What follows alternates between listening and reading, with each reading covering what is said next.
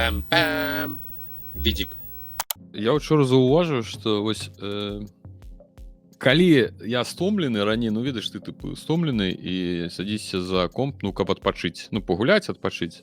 Ну, Зараз ты такі стомлены, хочаш сесці пагуляць, падпачыць, а я саджуся і разумею, што гэта мышка, клавіатура, бля. Ну так нязручна неяк, трэба сядзець, напружыцца. Ужо хочацца проста гульні, каб можна было вось узяць контроллер, вот так вот развалиться на фотеле и все, и просто там некие кнопочки натискать. Не кажу, что гульня повинна быть легкой, она может быть складаной, просто как мне было зручно сидеть, откинувшись на фотеле, такие у расслабленной позе и все.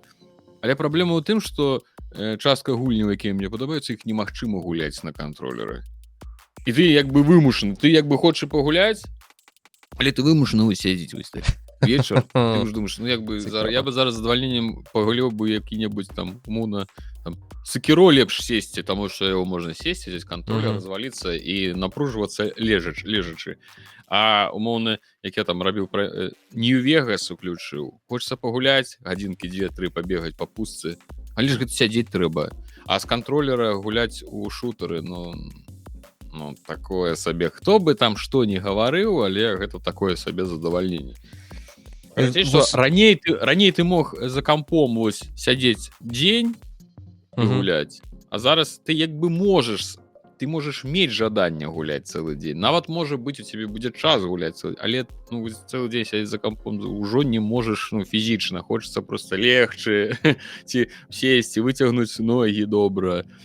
І вось карацей праблема такая, што ну слухай, па-першае, гэта пытанне да не самага камфортнага месца працы, якое у цябе зараз на хутары. Ўсё ж такі ты абмежаваны там па прасторы, якая табе даступна на стале, і манітор у цябе, прынамсі, таксама стаіць не вельмі, як я бачу, не вельмі высока на ўзроўні вачэй, то бок ты будзеш сутуліцца, будзеш старым гарбатым дзедам.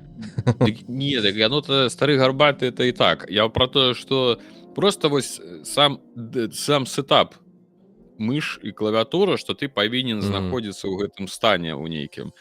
Хаця, пэўна ж, ёжа гэтыя фотэлі, гэта спартыўныя ўжо крэслы, гульнявыя, дзе там кіберспартыўныя, так. Кіберспартыўная клавіатура там под рукой, под адной, мышка там под другой, ты ляжыш вось такі. Пэўна, так можна, але я просто зразумеў, што ўжо цяжкавата.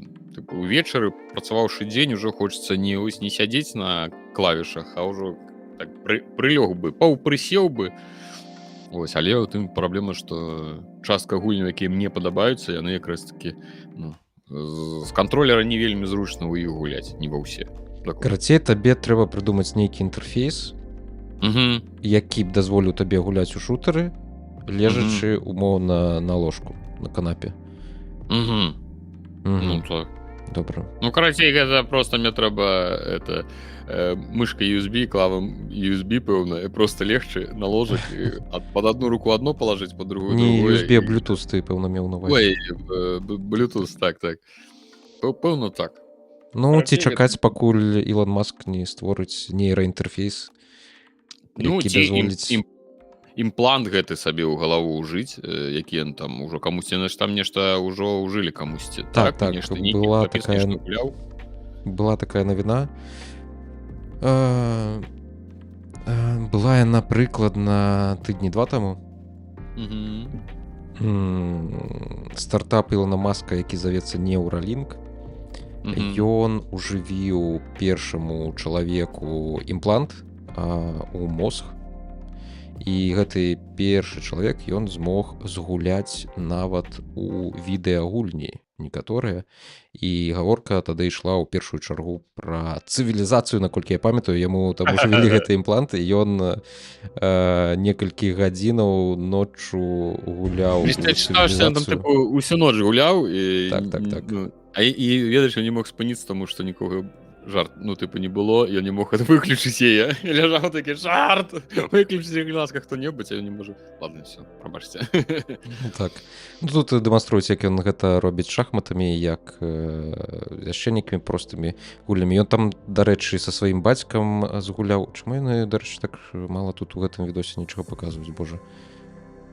Ну, карацей, яны тут паказваюць толькі шахматы, але насамрэч ён са сваім бацькам яшчэ ў Марыя Картс гуляў, то бок гэта такі гоначны рэйсінг ад Nintendo, даволі вясёлая гульня. І, ну, калі так можна рабіць, то, магчыма, некалі ты таксама зможаш дадаць сабе. Так настолькі абляніся, што зробіш сабе вось такі сетап, што будзеш проста ляжаць на канапцы. Глядзець у столе, дзе будзе твой... Это уже некая, видишь, з кадраў кіно пра антыутопію, дзе людзі перасталі варушыцца хоць якім чынам, просто ляжаць у ложку там у сваіх шлемах віртуальных рэальнасцяў з падлучанымі рознымі там прыладамі, імплантамі, і ўсё, і гуляюць, і жывуць сваё жыццё, і просто самі яны ляжаць у гэтым. Ну, слухай, мне падаецца, вось такога кшталту інтэрфейсы ўзаемадзеяння з кампутарамі, яны нашмат больш верагодна, што будуць зручнейшымі для чалавека, чым тое, што зараз спрабуюць вынайсці. Спрабуюць вынайсці, калі ты памятаеш, у мінулым, на пачатку гэтага года, прынамсі, з таго, што я памятаю, прадставілі 3 розныя дэвайсы, якія накіраваны на тое, каб змяніць, як мы змяніць нашы стасаванні з кампутарамі. Так, у першую чаргу гэта былі Vision Pro. Ну, гэта як бы ўжо стары інтэрфейс. Там ўсё ж такі AR, VR, яно ўжо такое старое, даўняе, але з новым падыходам. Якасць толькі падвысілі ў яе. Так, з новым падыходам ад Apple, з нейкімі нібыта магіяй Apple. Па-другое, мы пабачылі Humane AI Pin, які быў прадстаўлены першыню яшчэ, здаецца, дзесьці на пачатку мінулага года. І, дарэчы, ён ужо выйшаў, і пра яго мы таксама сёння пагаворам асобна. Гэта таксама незвычайны інтэрфейс, дзе ў цябе тут на грудзі ён крэпіцца, ты там пальцам ціскаеш, нешта голасам гаворыш, што хочаш пачуць, штучны інтэлект ўсё слухае і спрабуе зразумець, якую карысную інфармацыю табе перадаць.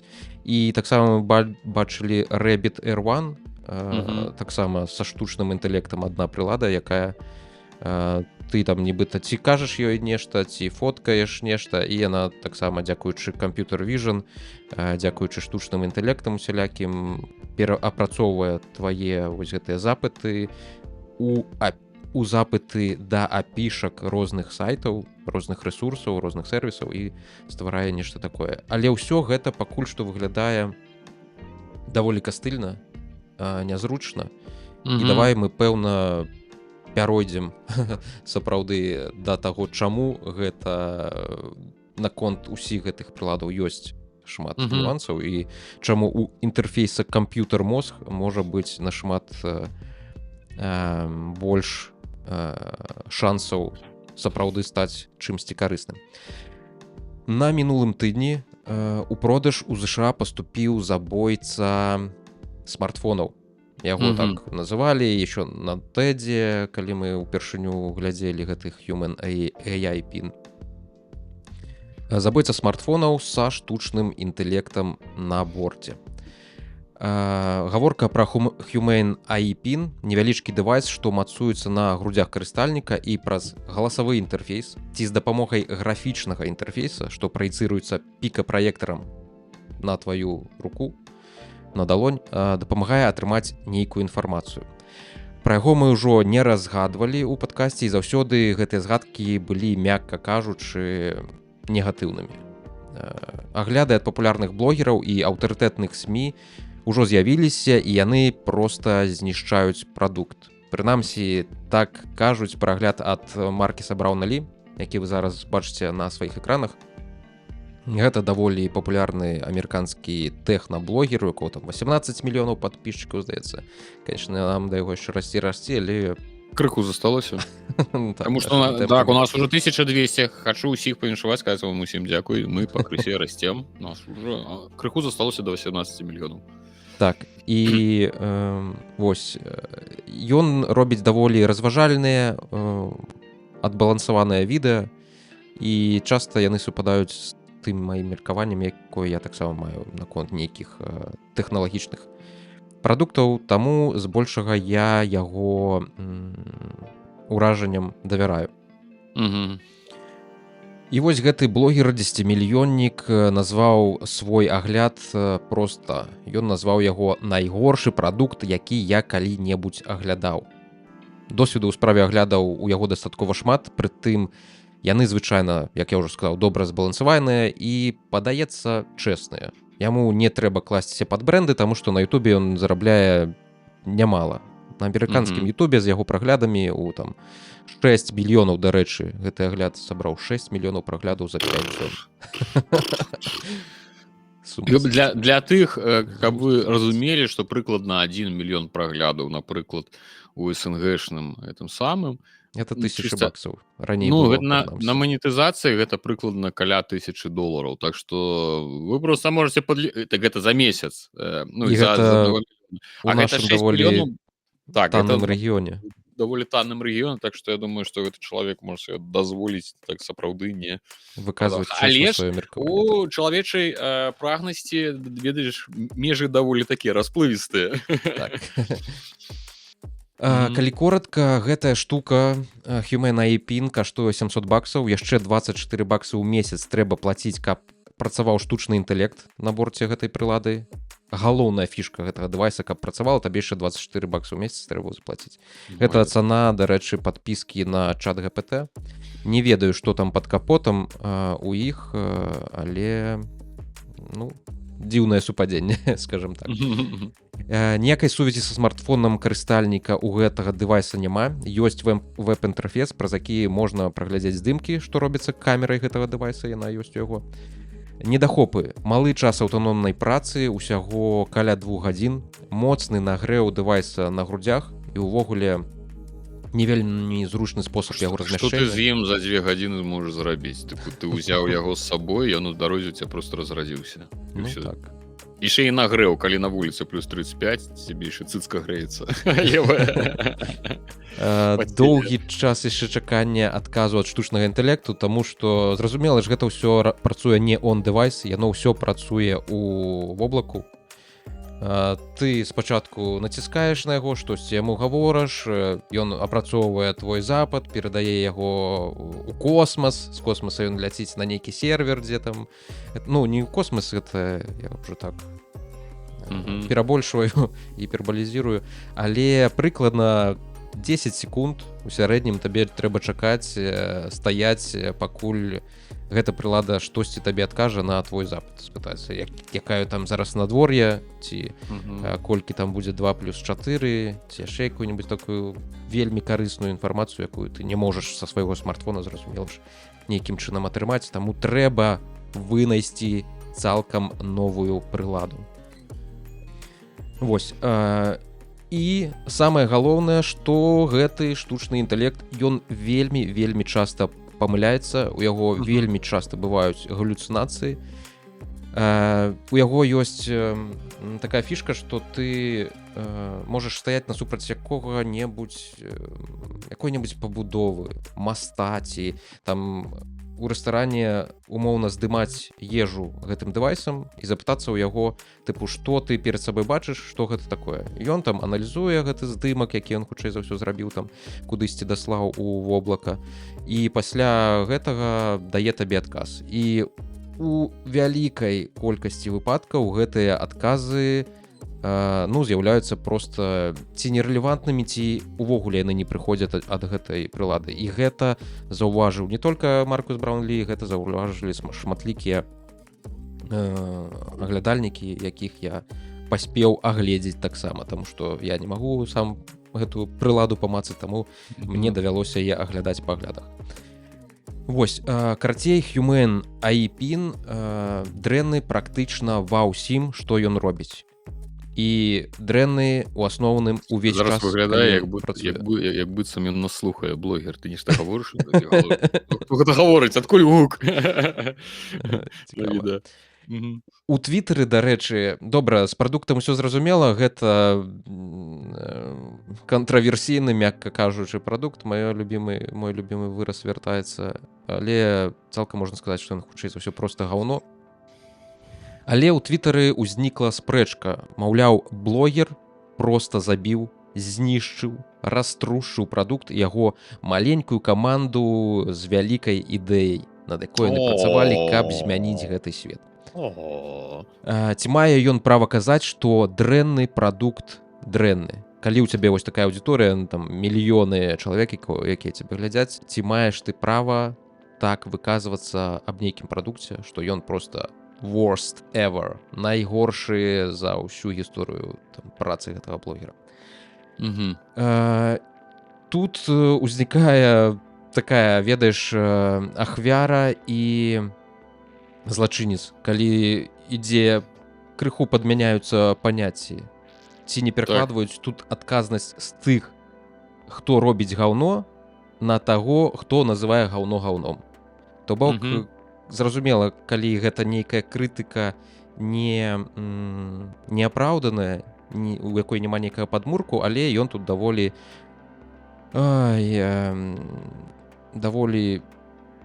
цьмяна і чётка расказвае, чаму гэта гаўно, і яму прэтэнзія была бы, калі б ён падманываў. Ведаеш, тыпу, калі б ён наўмысна гаварыў няпраўду пра нешта, пра прадукт, а калі ён проста распавядае сваё меркаванне пра гаўняны прадукт, што ён яму не спадабаўся, бо таму, у цябе заўсёды ёсць выбар пагадзіцца ці не пагадзіцца з гэтым меркаваннем. Але калі б ён падманываў наўмысна, вось, канешне, гэта ўжо была б зусім іншая справа. Так, і, дарэчы, там, я ж ужо казаў, што ёсць яшчэ і візуальны інтэрфейс, які з праектара лазернага праецыруецца на далонь, і ты ім кіруеш вось так. То бок, там ёсць радыяльнае меню, і табе трэба паварочваць далонь, нібыта ты нешта там абіраеш на гэтым інтэрфейсе. Зразумела, што днём на вуліцы гэтага інтэрфейса проста не відаць, яго проста не бачна, і табе заўсёды трэба размаўляць са сваім дэвайсам, ён табе заўсёды павінен адказваць.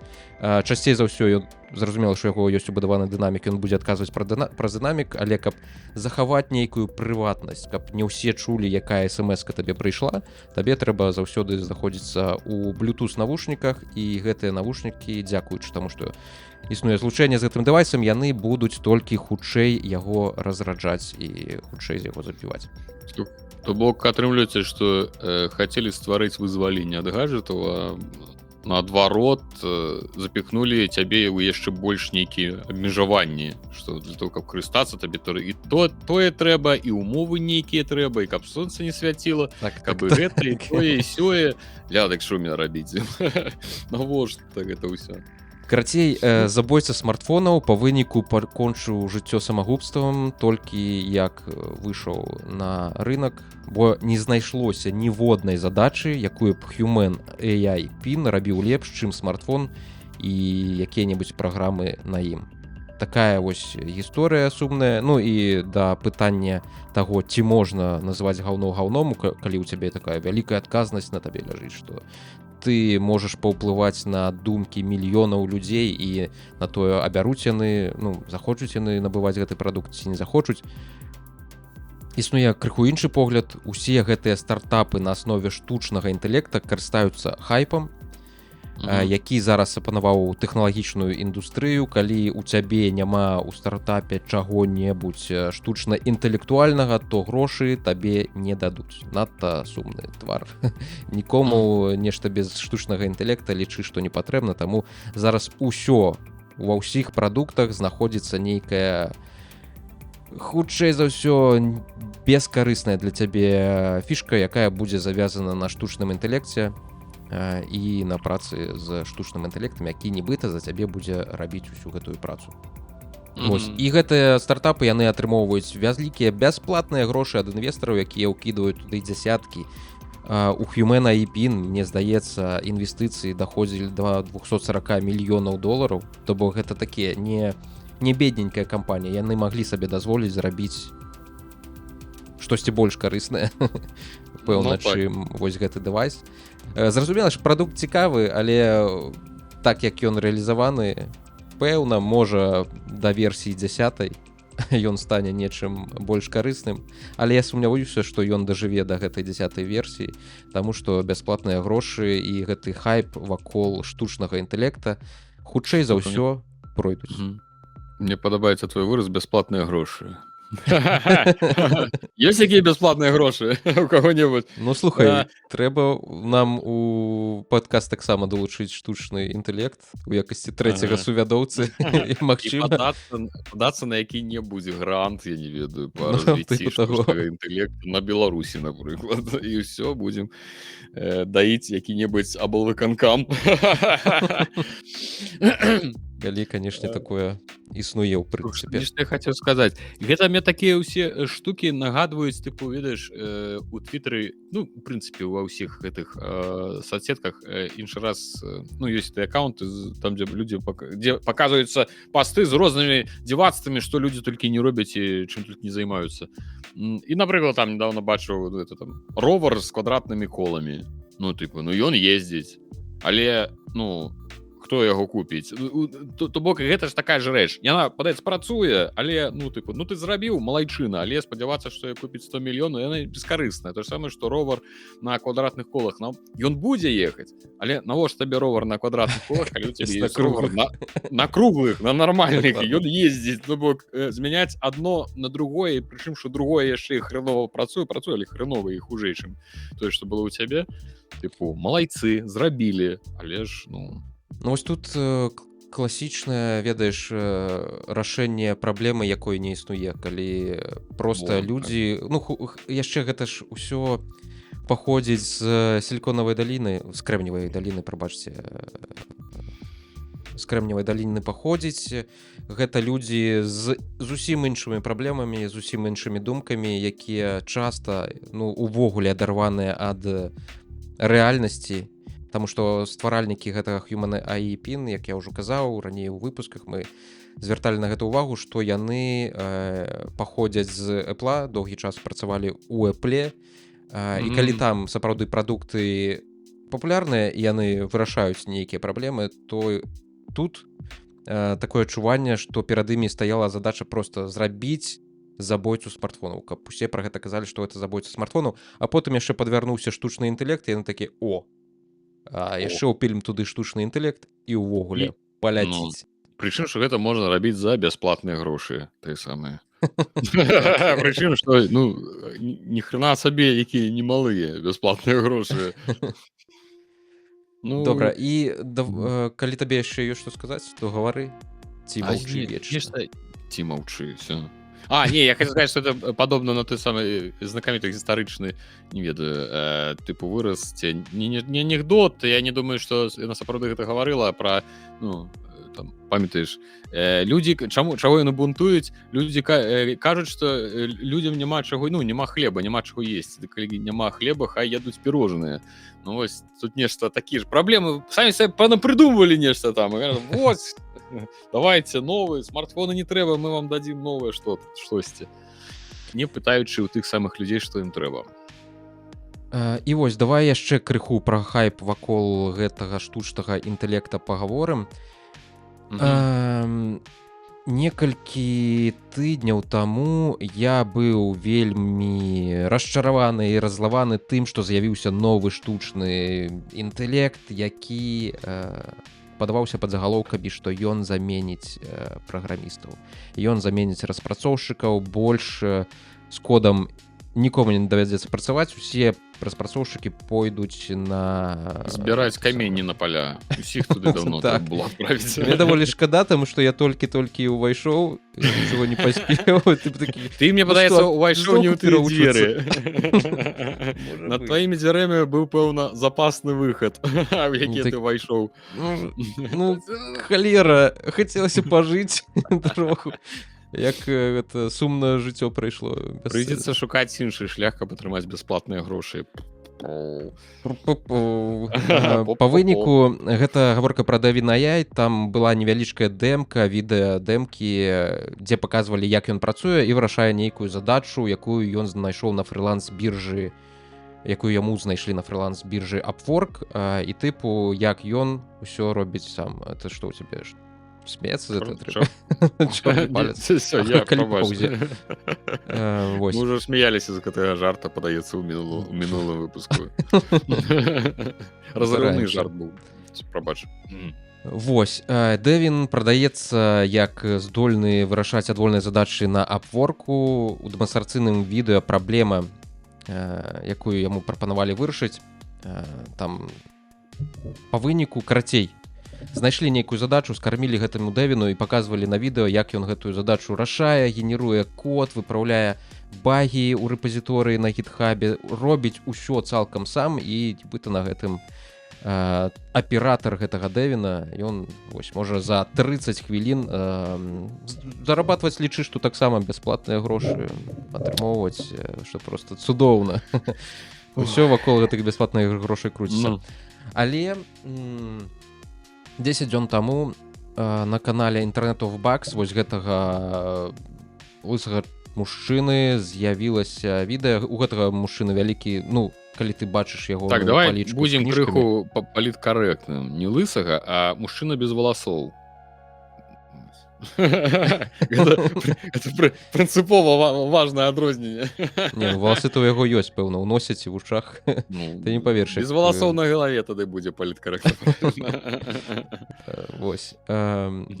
Internet of Bugs — канал, які вядзе software developer, software engineer з вялікім досведам. На палічках у яго вельмі шмат кніжак. Ён вельмі, здаецца, разумны і дасведчаны чалавек, на меркаванне якога можна пакласціся. Улічваючы колькасць, прабач, калі ласка, улічваючы колькасць кніг на паліцах ззаду нас, у нашай кадры можна, конечно, зрабіць выснову наконт Таго, наколькі мы дасведчаны. наколькі мы дасведчаныя людзі. Так, Ну, так. параўнанні з ім, дык дакладна, конечно.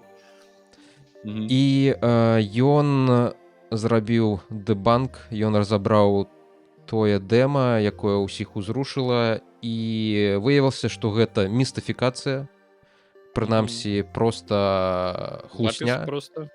Так, хлусня, таму што па-першае, задача, якая была пастаўлена вось на гэтым скриншоце, там трэба было просто задача, карацей, не адпавядае таму, што па выніку рабіў гэты Дэвін. У задачы прасіліся інструкцыі па аналацыі, а Дэвін пачаў кадзіраваць нейкае сваё рашэнне, то бок генераваць код. Усё, што ён умее, гэта генераваць код.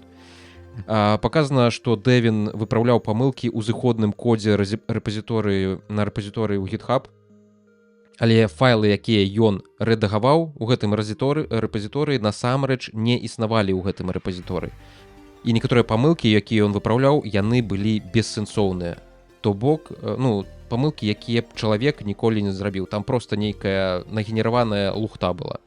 І выснову такую робіць аўтар канала Internet of Bugs, што Дэвін, верагодна, выпраўляе памылкі ў створаных ім самім файлах, і такім чынам выпраўляе лухту, якую ж сам і напісаў у файлах, якія сам жа стварыў. Чыста чалавечы это самае. Мы так усе У гэтым ён, пэўна, так можа нас замяніць. Таксама ў задачы не было неабходнасці ў кодзінгу ўвогуле, таму што файл readme, які размяшчаецца у гэтым сховішчы на гітхабе, у ім знаходзяцца ўсе інструкцыі, неабходныя для выканання задачы, якую паставіў заказчык на Upworku. І яны па-ранейшаму выдатна працуюць, гэтыя інструкцыі і гэты рэпазіторый. Проста трэба было зрабіць адно выпраўленне ў адным рандку кода, а Дэвін, зразумела ж, не прачытаў гэтае readme, нічога не зразумеў, таму што зразумець ён не можа, ён можа толькі генераваць тэкст. І не зразумеў, што трэба было проста выканаць некалькі пару там існуючых скрыптоў на Python. І калі на відэа гэтай дэманстрацыі здаецца, што задача была нейкая такая вельмі складаная і заблытаная, з доўгім планам і мноствам птушачак у розных чекбоксах, якія паказваюць, вось, што ён усё выканаў сам і што ён насамрэч зрабіў, але ўся гэтая праца, яна па выніку апынулася проста бессэнсоўнай і лішняй. Яна рашалася нашмат прасцей, і, пэўна, чалавек змог бы зрабіць гэтую працу за паўгадзіны замест Дэвіна, які нібыта гэтыя паўгадзіны з гэтым усім спраўляўся. Але таксама аўтар вось гэта дэбанка, ён заўважыў, хоць на відэа здаецца, што Дэвін хутка выконвае ўсе заданні, прыкладна за 30 хвілін, але пазнакі часа, якія існуюць у чаце, у гэтым відэа перыядычна з'яўляюцца, яны паказваюць, што заданне расцягнулася на шмат гадзін і нават на наступны дзень. То бок гэта было зусім не хутка і зусім няпроста, як падавалася па гэтай дэманстрацыі, якую рабілі аўтары Дэвіна. І таксама ён пісаў часам нейкую лухту, выконваў просто нейкія дурацкія каманды ў тэрмінале і напісаў свой уласны нізкаўзроўневы цыкл чытання файла замест таго, каб скарыстацца ўжо існуючай метадам, які знаходзіцца ў стандартнай бібліятэцы Python. Наколькі я памятаю, там гаворка ішла пра Python. Вось. Карацей, гэта ўсяліла ў мяне радасныя эмоцыі. Гэта чарговы раз... Яшчэ пасядзім. Яшчэ пасядзіш у айцішцы. Так. Крыху. Чарговы раз паказала, што мы зараз знаходзімся хутчэй за ўсё на вяршыні хайпу вакол гэтых штучных інтэлектаў, AI-агентаў, і што да ўсяго трэба ставіцца з вялікай доляй скепсіса, калі з'яўляецца чарговае нешта хайповае, што кагосьці заменіць. Хутчэй за ўсё, зараз ужо можна зразумець, што хутчэй за ўсё вам проста хлусяць, і гэты прадукт накіраваны толькі на тое, каб паказаць прывабную дэманстрацыю, знайсці нейкае фінансаванне, знайсці інвестараў, знайсці бясплатныя грошы. Потым можа штосьці корпацца, пакрысе соўгацца, нешта там рабіць, паказваць нейкія новыя дэманстрацыі сваім інвестарам, справаздачыцца перад імі, па выніку проста усе гэтыя грошы засвоіць. Гэта атрымліваецца нейкія нью-васюкі па ўсім свеце зараз адбываюцца. Так. Слухай, гэта ў свой час... Астапаў бегаюць. Так, гэта ў свой час як было... Напрыклад, з біткоінам і з блокчейнам, таму што на блокчейне таксама, калі гэта першы раз стала папулярным дзесьці ў 2016-2017 годзе, там таксама стваралася мільярды нейкіх стартапаў, у якіх было блокчейн у назве ці ў гэтым самым. Я дагэтуль не ведаю, што гэта такое, і дзякую Богу, падаецца. Хачу нават расказваць. Вось, было мільярды гэтых стартапаў, па выніку блокчейн, наколькі я ведаю, нічога карыснага на яго, на гэтай платформе так і не пабудавалі, акрамя біткоіна, які, і ўсіх гэтых крыптавалют, якія па выніку проста пакуль што з'яўляюцца, як то сказаць, актывам спекулятыўным, вось, на якім зарабляюцца долары, на якім не ідуць там разлікі, і які не замяняе гэты долар, а які наадварот уяўляе сабой спосаб зарабіць яшчэ больш долараў. Вось такое у мяне да іх стаўленне. Ён існуе, пакуль у яго вераць. Так. В прынцыпе, так існуе большасць рэчаў у нашым свеце чалавечым, але гэта занадта ўжо выглядае як пакуль ён расце. Тут хутчэй не пра біткоін, таму што біткоін там знову расце, знову яго трэба было ўкладвацца, усе знову не паспелі.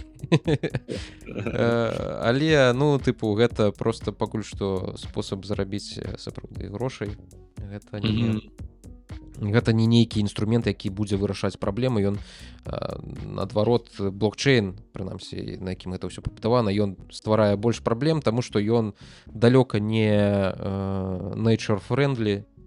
На майнінг гэтых біткоінаў у свой час выдаткоўваліся проста гіганцкія нейкія электрычныя моцы. Электрычнасці, карацей, вельмі шмат ён спаліў. Таму тут ёсць пытаннічкі ўвогуле над усім гэтым. І, дарэчы, пасля блокчейна да нас прыйшоў NFT. NFT, вось гэтыя ўсе нібыта арт лічбавы, які ты мог купіць і нібыта ён табе належаў і потым усе гэтыя JPEG просто капіравалі і тыпу бясплатна станавіліся уладальнікамі гэтага арта таксама, але дзіўная рэч. тыя, хто заплаціў сотні тысяч долараў за тое, каб унікальная спасылачка нібыта належала яму, вось яны зараз, наколькі я ведаю, там прадаюць гэтыя арты, І што пазбаўляюцца ад іх за 100 яны баксаў. бегаюць па інтэрнетах, шукаюць, хто яшчэ Я не ведаю. карыстаецца іх спасылкамі і мацюкаецца ў каментарыях, тыпу гэта маё, не чапай. Моя, так прелесть. Слухай, я пра гэты Divine я спачатку думаў, што калі ты казаў, што гэта нейкая містыфікацыя, што ў тым сэнсе, што яны проста умоўна там відаеш відэа нейкія самі запілілі, потым налажылі і нібыта это ўсё гаўно. Але ж выглядае гэта, што яно працуе, просто яно працуе хрэново пакуль. Ну так, типу, яно не робіць тое, што яно павінна рабіць. Ну, Пачнем з гэта таго. імаверна, што гэта просто, ну, калі гэта была бы містыфікацыя, паўтаруся, просто падман, гэта было бы іншае. А тут атрымліваецца, што як бы яно працуе. Просто на розных яно змарнавала нашмат больш часу, чым сказалі. Пайшло зусім іншы бок, у які не трэба было ісці. У іншы бок, але зноў ж такі калісьці яно можа пойдзе і ў правільны бок, калі... Ну, ёсць надзея на гэта, але гэта праблема ўсіх гэтых штучных інтэлектаў, гэтага блэкбокса, таму што ты не можаш гарантаваць вынік, результат, які ты хочаш мець. Ты не можаш гарантаваць, што нават пры адной і той жа задачы ты атрымаеш там умоўна ці адно і тое ж рашэнне, ці настолькі ж эфектыўнае рашэнне, як яно было. То бок ты не ведаеш, як яно працуе, і яно табе можа выкінуць усё, што заўгодна. З нейкай верагоднасцю... ніякіх. Так, гранты якасці ніякай можа выкінуць штосьці добрае, можа выкінуць лухту. Я, дарэчы, ад чата GPT я некалькі месяцаў за яго плаціў, каб мець доступ да чат GPT 4, які нібыта максімальна добры. З беларускай мовай ён увогуле так сабе працуе. Мякка кажу, то бок на яго нельга палажыцца цалкам дзеля таго, каб ён нейкім чынам табе дапамагаў блогерскай працы. З праграмісткай больш памагаў. Вось я пра штучны інтэлект хацеў сказаць пра свой уласны досвед. Давай, я ж дзед, вось. Для мяне гэта все штукі яны такія. Быў же я нейкі час таму, падаецца, у відзіку я таксама гаварыў, што ў Windows дадалі Copilot. Ну так, так. І штучны інтэлект, ён з'явіўся ў мяне на галоўнай на панелі асноўных задач, і можна было карыстацца. Я нават там праверыў, нешта яму напісаў, ён мне нешта нават на беларускай там намагаўся адказаць, але яго беларускай гэта больш быў беларуска-украінскі нейкі, ну, беларуска-украінская сумесь нейкая атрымлівалася. І вось недавно я хацеў штосьці, каб ён дапамог мне зрабіць. Я не памятаю, ці я хацеў, каб ён, я не ведаю, у прынцыпе, ці мог ён выконваць падобныя задачы, каб ён дастаў мне з англамоўнага відэа тэкст таго, ну, карацей, тэкст таго, што адбываецца ў відэа, я не ведаю, самары, невялічкі адзін абзац про тое, што адбываецца? Не, я ўвогуле хацеў, каб ён субтитры мне спісаў. Ці я думаю, ці можа ён так? Я просто хацеў паглядзець, ці можна так зрабіць. І што? Я не знайшоў Copilot у сябе. Ён знік. Ён знік з Windows, і яго больш тут няма. Я пайшоў шукаць, а мне кажуць, дай грошы. Я ў сэнсе.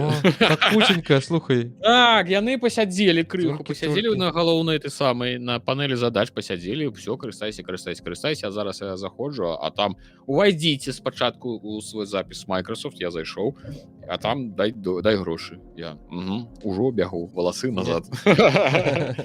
Ну, типа, ёсць простая версія, якой можна карыстацца, але зноў ж таки, паўтаруся, яна канкрэтна на іх там праз браузер, на іх сайце, там, ну, недзе там у Microsoft, то бок ужо не ў самім Windows, і ёсць вось гэта платная версія, і я такі, я пакрыўдзіўся на іх, вось, сказаў, не атрымаеш ты мае грошы, кляты, ты самы, хто там у іх, Білл Гейтс і ўсё. Так што, вось... Прабач, дзед, Білл Гейтс, адпачуваю, ўжо на пенсіі даўно, не да яго пытання. Карацей, вось такі вось досвед і не атрымаўся, і прыйшлося ўсё самому ўсё роўна рабіць.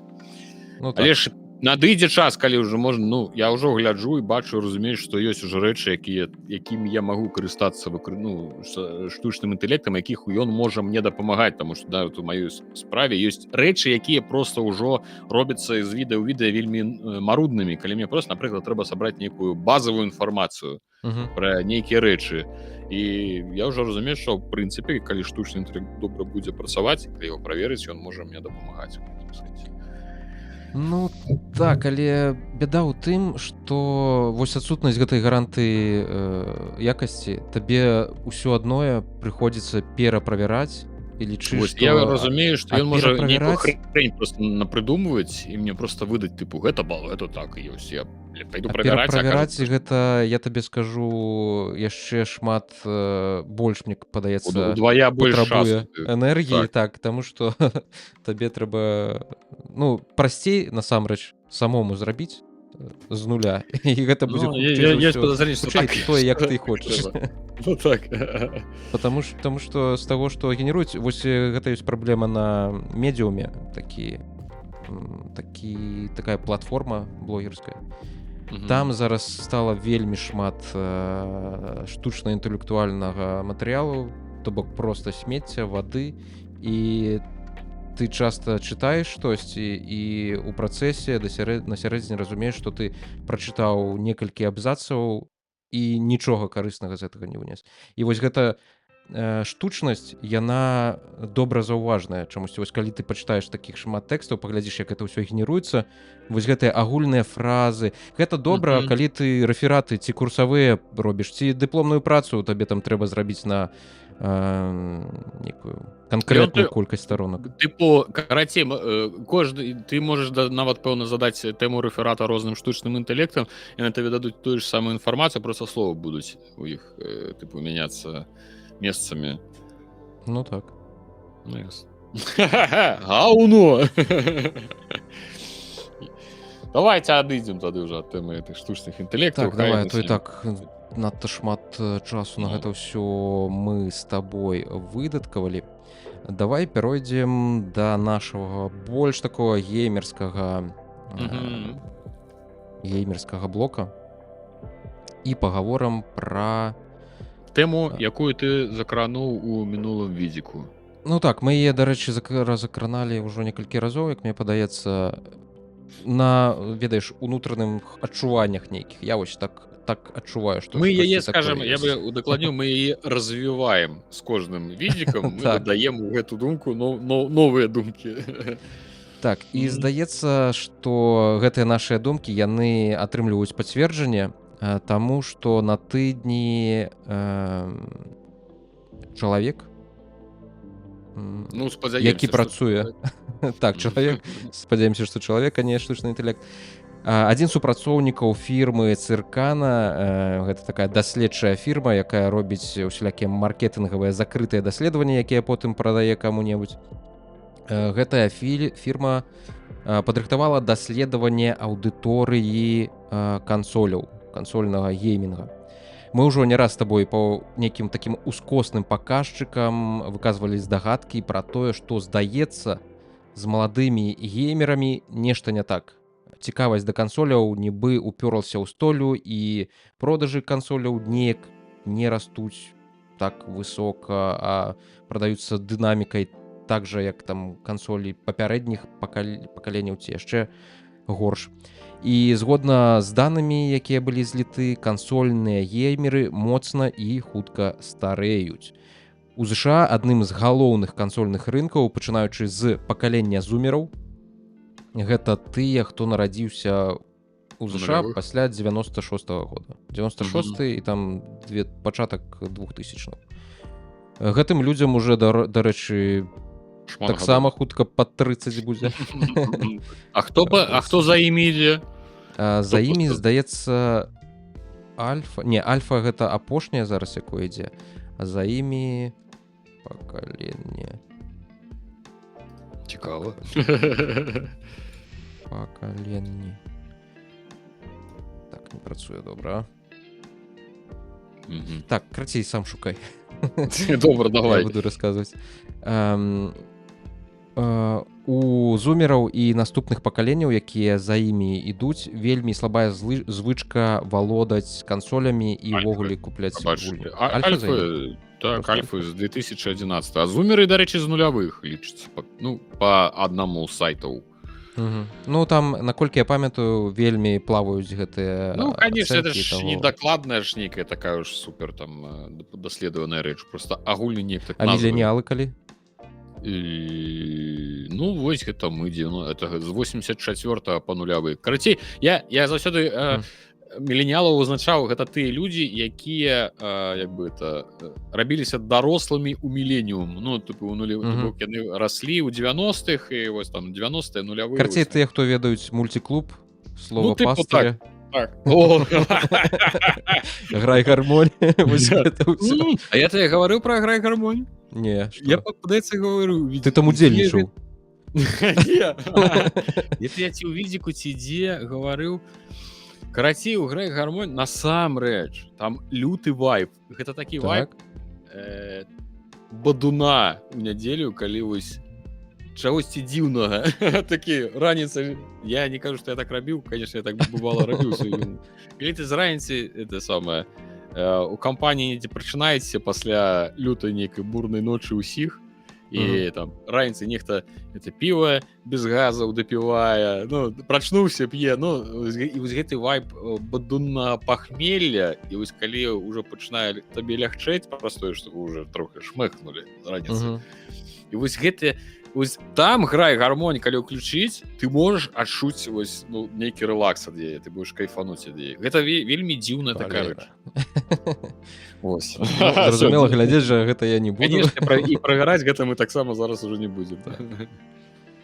Вось, і сувязь гэтых пакаленняў з кансолямі, з гульнямі, яна з кожным пакаленнем слабее. Чым далей, тым слабей, таму што гэта працуе як ланцужок, як ходнікі, мабыць. Твае бацькі не цікавіліся кансолямі, вялікі шанец, што і ты імі цікавіцца не будзеш. У цябе не будзе прывязанасці да брэндаў, да Нінтэндаў, да плейстейшнаў. Ты, пэўна, не зразумееш, навошта гэта ўсё ўвогуле патрэбна. Хутчэй за ўсё, вытворцы кансоляў, тыя ж Sony і Microsoft, яны ведаюць пра тое, што яны наблізіліся да вось гэтай столі у сваёй інстал-базе сваіх карыстальнікаў. Тых, хто купляе іх хардвер, тых, хто купляе іх кансоль. І таму так моцна заварушыліся з тым, каб выпускаць свае эксклюзівы у першую чаргу на ПК, і ў другую чаргу на кансолях канкурэнта ў выпадку тых эксклюзіваў, якія былі і ёсць у Xbox. Вось, чаму так адбываецца? Хутчэй за ўсё, ўсё даволі проста, таму што ў адрозненне ад нас, хто яшчэ, пэўна, там паспеў расці на Дэнді, на Сегах, на плейстейшнах, на Тетрисах, у рэшце рэшт, вось гэтых такіх з кнопачкамі, белых дэвайсаў з жоўтымі кнопачкамі. Вось, у каго толькі цікава быў арыгінальны Тетрис, што там былі? Так арыгінальнага Тетриса яшчэ не існавала. Гэта ўсё... Yellow Brick, як там называліся. Не, гэта ўсё падробкі, мне здаецца. Ну, так гэта ж ёсць, я ж кажу, што арыгінальна ні ў каго іх, пэўна, не было арыгінальна. Хутчэй за ўсё, гэта было, як табе сказаць, гэта была рэверанс у бок геймбоя нінтэндаўскага. І вось такая, умоўна, кітайская версія геймбоя, дзе быў толькі Тетрис, ну і яшчэ некалькі там гульняў, змейка, вось гэта ўсё. Гоначкі там вось гэтыя лютыя.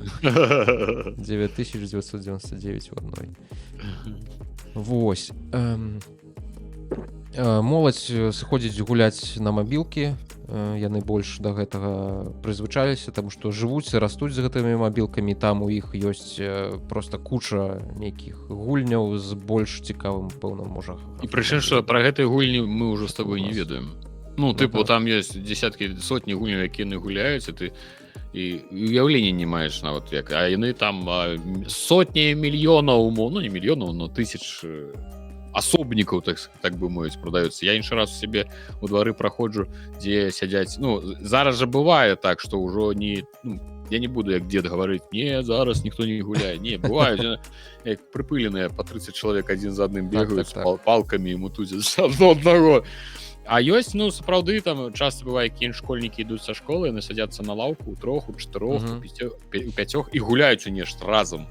То бок яны сядзяць, бяруць тэлефоны і гуляюць, і адзін у аднаго паглядае, нешта гаворыць, тое зрабі, гэта зрабі. Ну, то бок, атрымліваюць роўна, у іх кантакт ёсць, ён проста іншы. Ну так, І так. вось Это яны гуляць... як камп'ютарныя клубы ў нашым дзяцінстве. Ну так, у кожнага ну так. свой дэвайс на руках.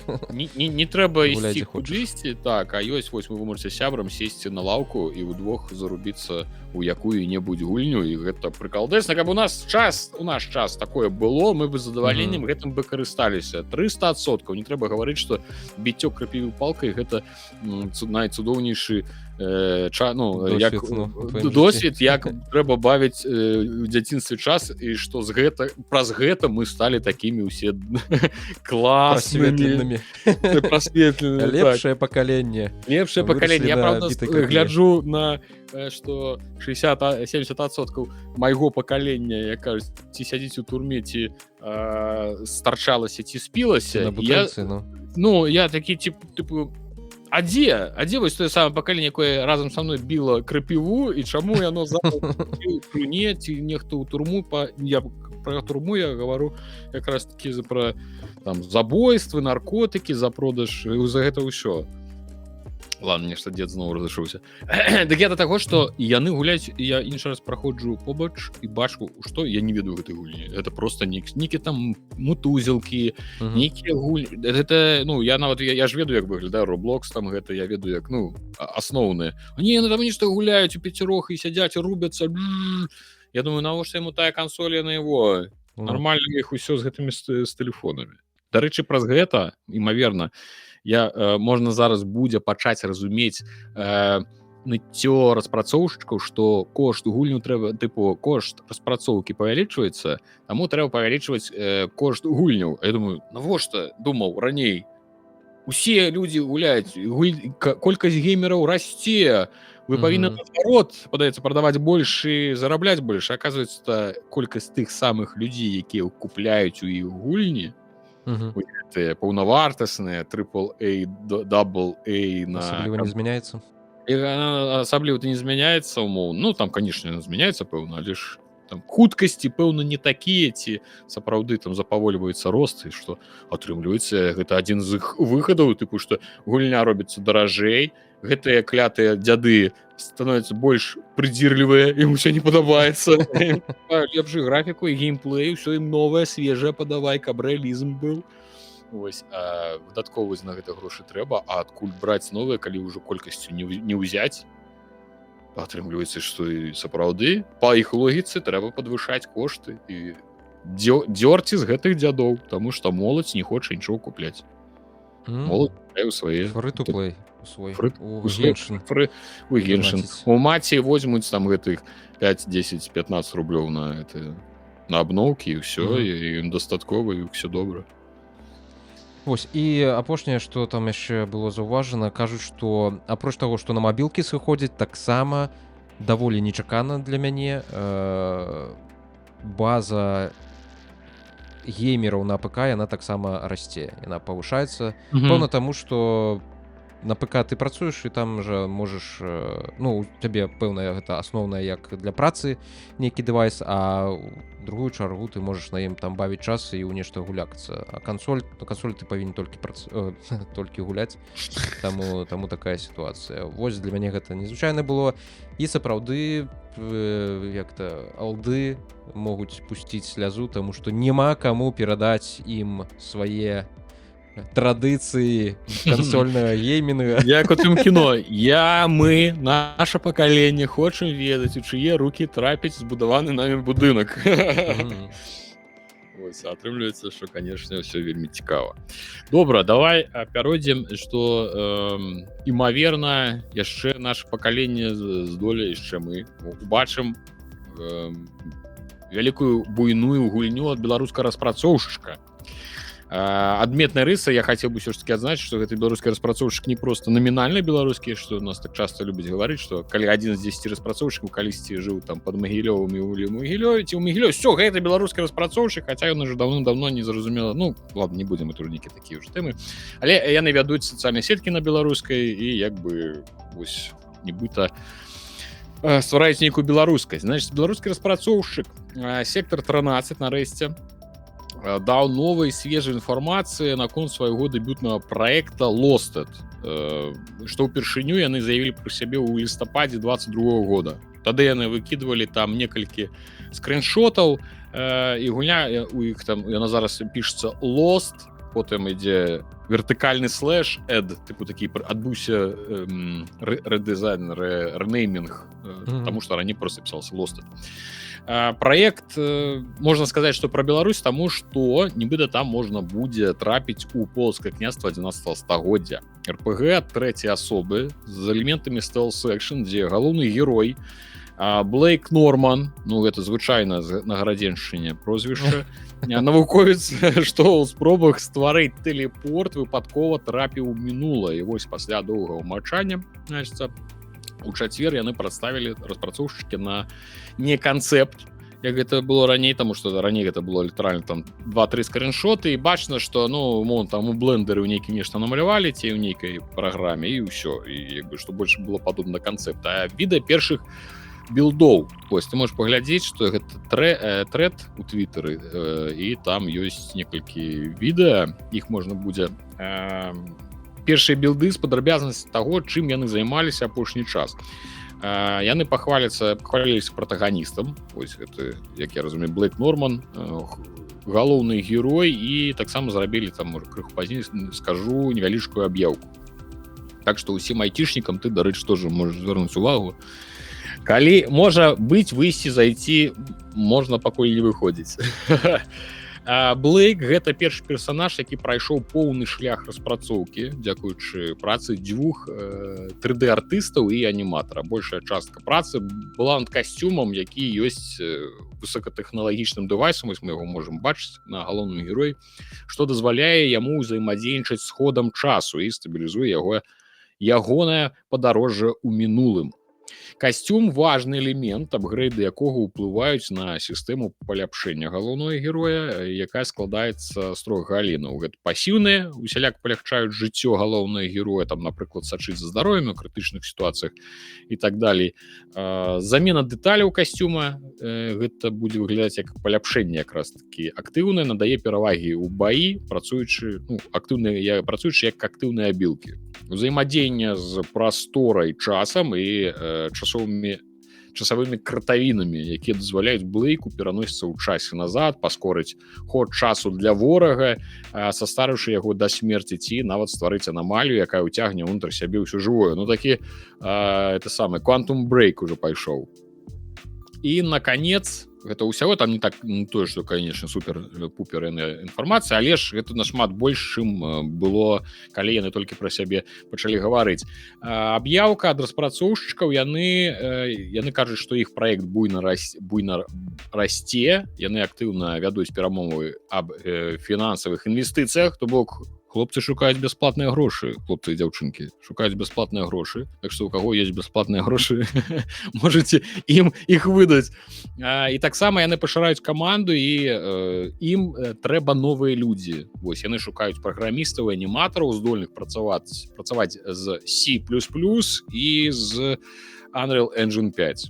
Я, конечно, не думаю, што у нас тут кожны другі хоць бачыў хоць адзін з Unreal Engine, але ж ўсё ж таки можа быць хтосьці. За ўсімі дэталямі пішыце ім у асабістыя паведамленні, можете вось зайсці ў Twitter, сектор 13 BY, іх пашукаць. Я не ведаю, дзе яны яшчэ ёсць. Ну, калі вас гэта зацікавіла інфармацыя, калі вы можете нешта прапанаваць свае здольнасці прафесійныя, праграміста, аніматара, ці што вы там умееце рабіць, вось можете звярнуцца да людзей. Я не ведаю, можа яны нават грошы вам будуць даваць. Калі знойдуць бясплатныя грошы, яны, можа быць, нават заробкі будуць людзям выдаваць. Але за гэта нічога сказаць не магу. Так што, ну, гэта цікава, гэта чакаем. Мы яшчэ чакалі з 22-го, але ж тады было менш веры, таму што яны нешта паказалі пару гэтых скрыноў сваіх артаў.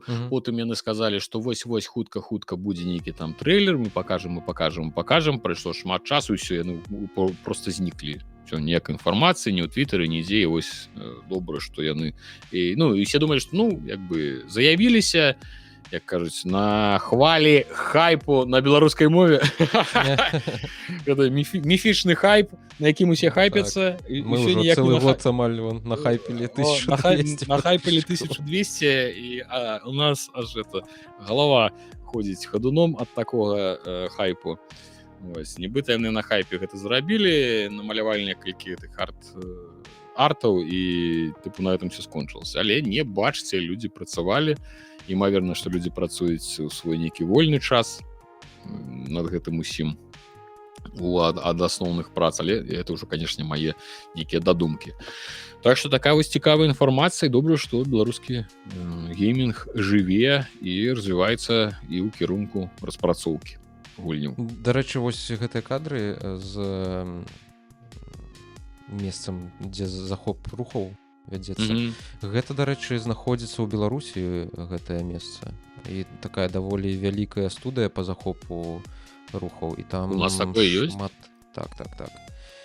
Дзесьці ў ваколіцах Мінска я там быўшы, я не памятаю, праўда, што я там рабіў, нейкі матэрыял рыхтаваў, але куды, чаго, як, што там напісана, я ўжо цікава, не памятаю. Але гэта так, гэта беларускія мясціны, то бок, пэўна, яны шосьці там сапраўды робяць, нешта ў іх там ёсць. І мы можам зрабіць яшчэ выснову, што таму што яны пра гэта не гаварылі, яны яшчэ і знаходзяцца ў Беларусі. Так што майце гэта на ўвазе, што можна нават калі вы ў Беларусі фізічна, калі там да іх уладкавацца на працу, не ведаеце громка ці гучна гэта будзе сказана на працу, але імаверна вы зможаце нават паўдзельнічаць у чымсьці такім. Так што гэта мы чакаем. І гэта вельмі цікава. Ну так, паглядзім, што ў іх атрымаецца. Таму што ўсё ж такі, добра, што ёсць уже нейкі білд, што гэта неяк варушыцца і выглядае, што людзі, у прынцыпе, хоць не маюць нейкае разуменне таго, як гульні робяцца, і яна робіцца. Ось так, што будзем чакаць. Будзем чакаць, а тут узнікла новая ідэя таго, як распрацоўшчыкаў дзякаваць за добрыя гульні. 70 баксаў, гэта ўжо недастаткова, як мы з табой абмяркоўвалі. Гэта база, гэта нават не падзяка, разумееш? Ты просто даеш $70, яны такія, тыпу, а яшчэ, І былы кіраўнік Blizzard Майк Ібара у сваім твітары падзяліўся цікавай ідэяй. Чаму б не даваць гульнявым распрацоўшчыкам на чай? Больше гэта завецца напівак. Калі вам спадабалася нейкая сюжэтная адзіночная гульня, чаму б не падзякаваць? Напрыканцы яе вось ідуць фінальныя цітры, вы ўзрушаны сядзіце, толькі закончылі гульню, яна там у вас усё перакуліла ўнутры з ног на галаву. Я такія сволачы, хочуць у самы эмацыйны момант, калі ты самы такі чулівы, такі расчулены ўвесь, такі, дай грошы, ты такі, да на, бяры, забірай ўсё, што ў мяне ёсць. Вось што канкрэтна Ібара напісаў у сваім твітары. Ён, дарэчы, яго ў студзені гэтага года пагналі з Blizzard з кіраўніцкай пасады, таму што там, Blizzard і Activision прадаліся Microsoftу, таму ён ужо больш там не патрэбен. Далі нагой пад сраку, і зараз ён просто... З яго рэвалюцыйнымі ідэямі.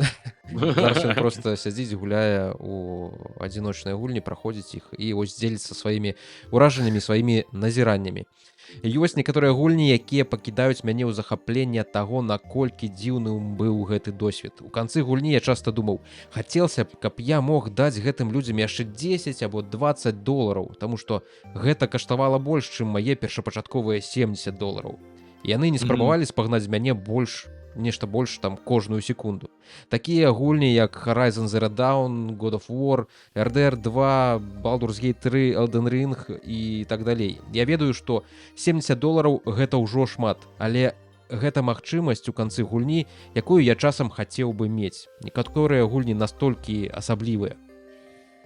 Я ведаю, што большасці гэтая ідэя не спадабаецца. Дарэчы, я разумею, што мы стаміліся ад чаявых ва ўсім астатнім, але я лічу, што гэта адрозніваецца ад сцэнару тыпа чаявыя пад ціскам, з якім многія сутыкаюцца. Сапраўды, у амерыканскай культуры, і там зараз шмат мемаў, і на Reddit можна пабачыць, як людзі жаляцца на тое, што зараз за ўсё ў Штатах просяць чаявыя. І звычайных 10 баксаў гэта ўжо лічыцца, ну, ад сумы твайго заказу, ну, гэта ўжо нейкае жлобства лічыцца.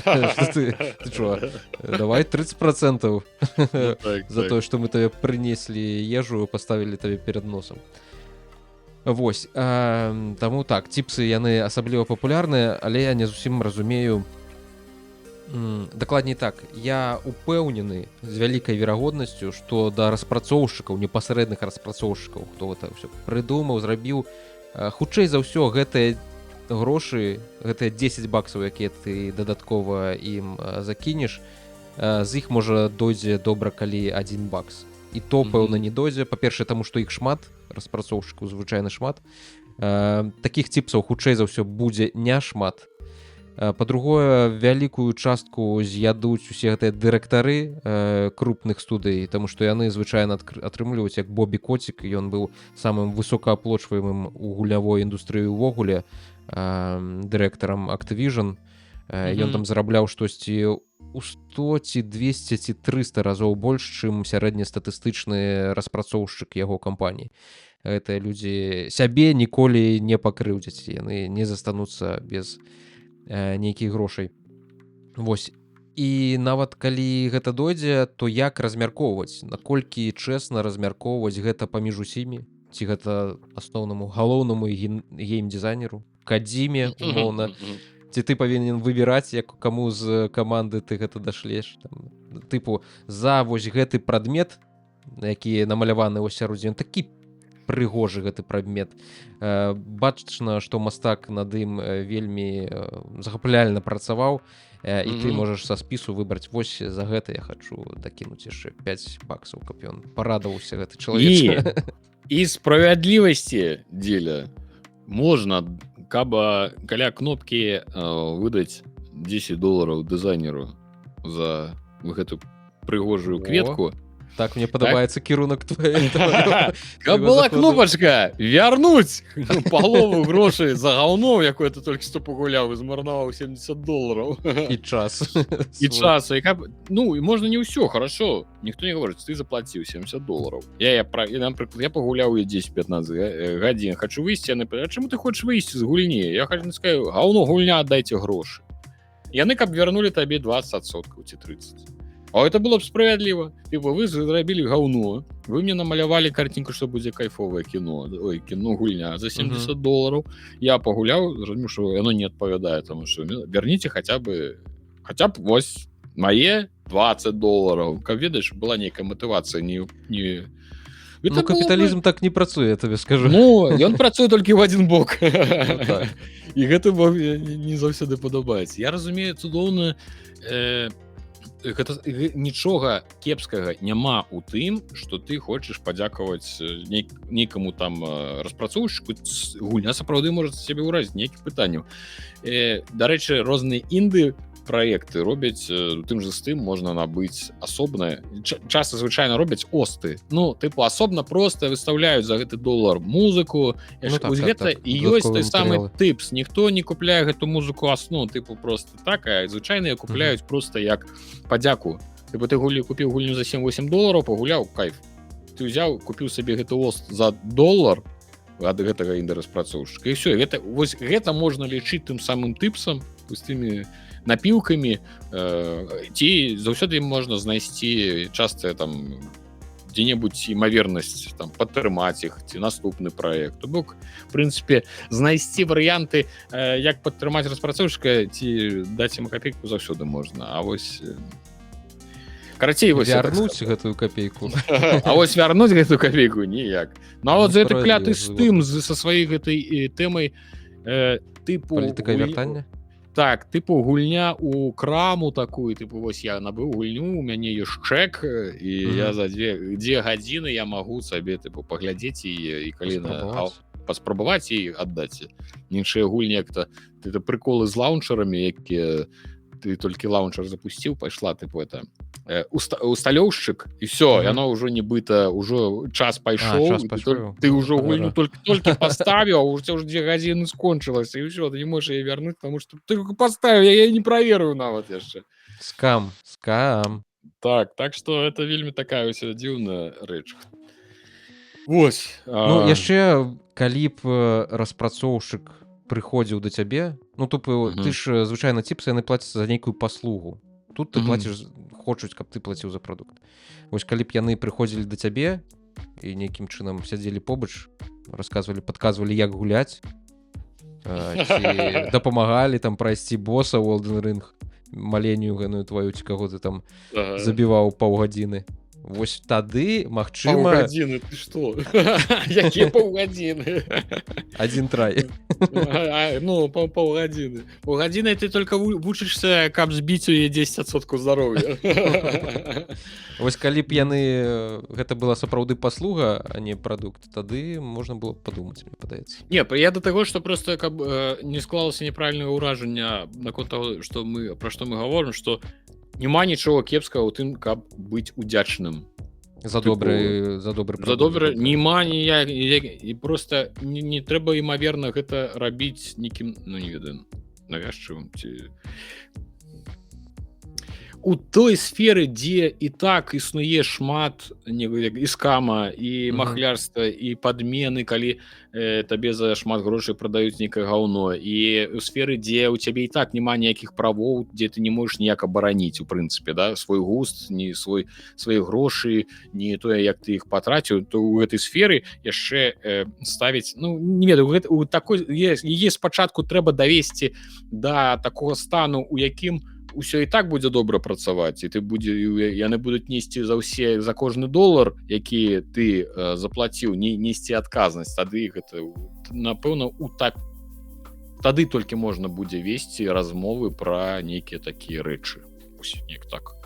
А калі распрацоўшчык хоча, каб яму гэтыя напіўкі рабілі, чым праблема стварыць там патрон які-небудзь, зарабіць іх што-небудзь. І удзячныя людзі заўсёды, мне падаецца, знойдуць шлях для таго, каб падтрымаць таго, хто ім... Ну, гэта насамрэч гучыць больш як варыянт для усялякіх інды-распрацоўшчыкаў, таму што ім сапраўды, пэўна, патрэбны грошы, і гульні звычайна не каштуюць вельмі шмат, але яны звычайна ствараюць нейкую такую сувязь паміж табой гэтай гульнёй, больш нейкую інтымную ці такую больш асабістую, штось такое можна сказаць. Вось іх зразумела, калі ты разумееш, што за гульнёй стаіць нейкі канкрэтны чалавек, нейкая канкрэтная асоба, у цябе зусім, пэўна, будуць іншыя адносіны да гэтых ціпсаў, чым калі гэта будзе каманда Ubisoft Сінгапур.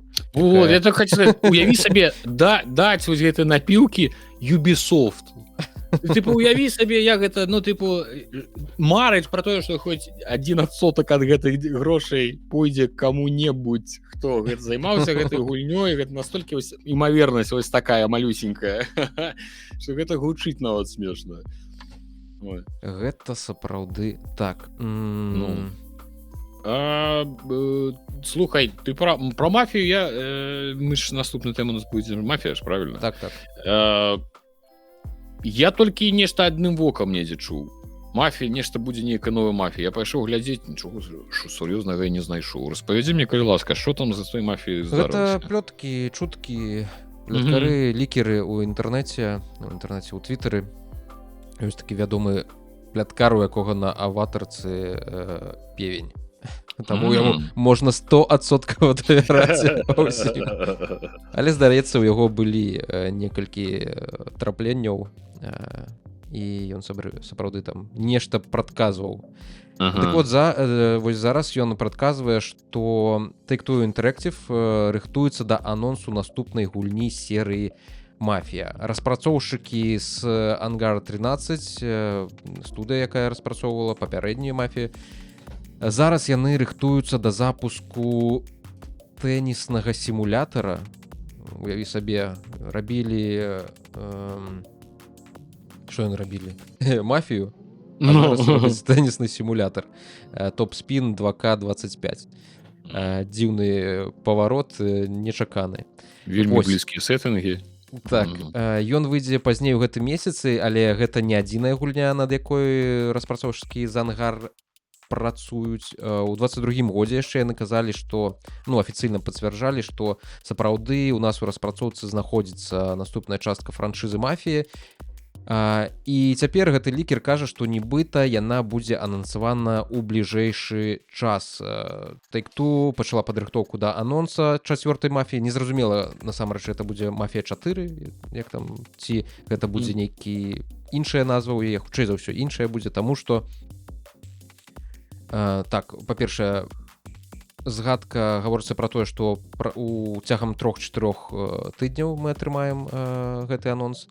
На май у Sony таксама па плётках, чутках нібыта запланаваны нейкі івент ці івент, не памятаю, дзе націск ставіцца, я з вёскі, прабачце. Вось. І нібыта на гэтым івенце адбудзецца анонс новай «Мафіі».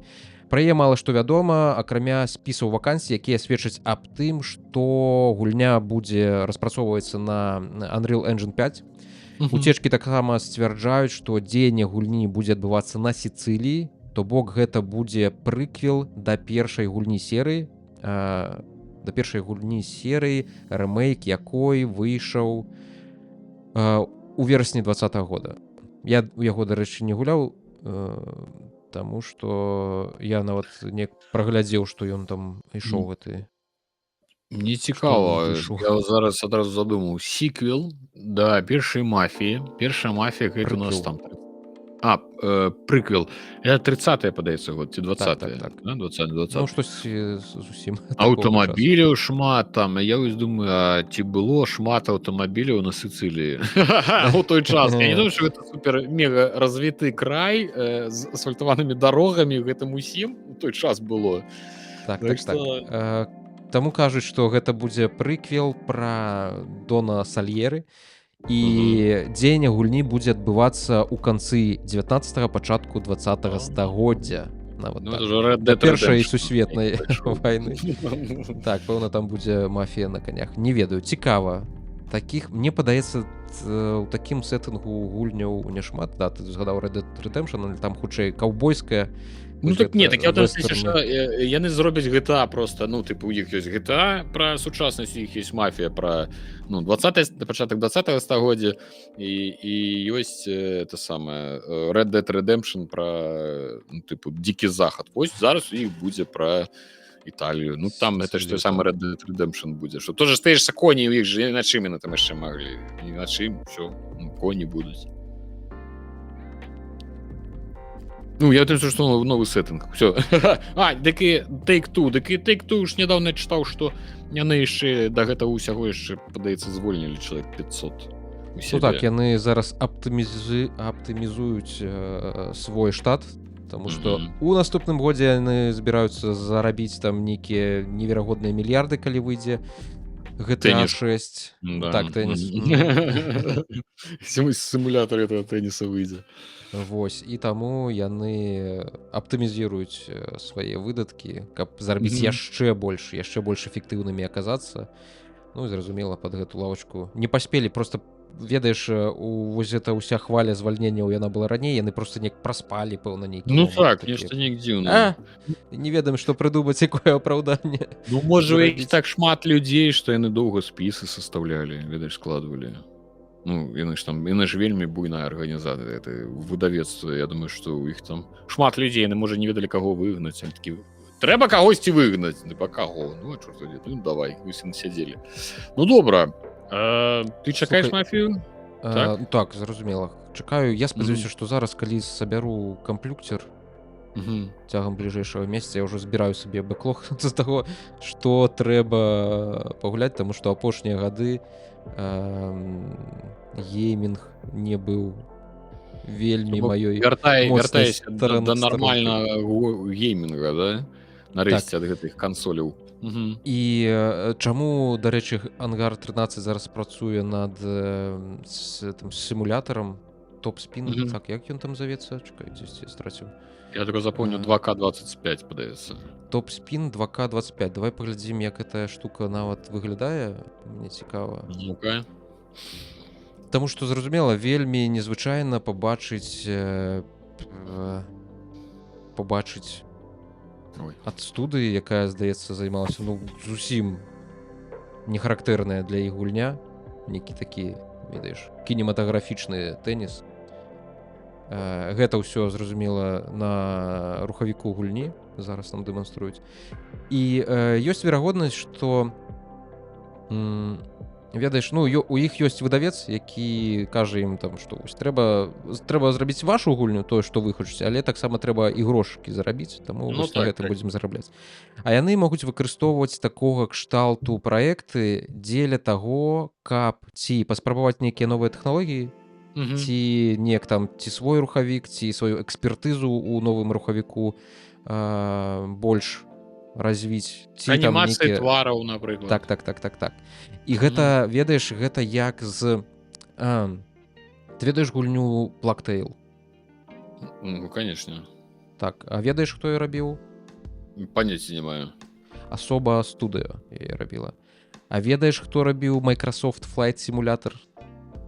Чакай, ты пра Plague Tale мабільны, там, дзе пра хваробы ты гуляеш. Не-не-не, это... Не-не-не. Ты я Plague Tale, ну, конечно, ведаю. Plague это просто... Там, дзе дзяўчынкі з хлопчыкам у Францыі на аўтагляды рабіў. Ага. пацукоў цікаюць.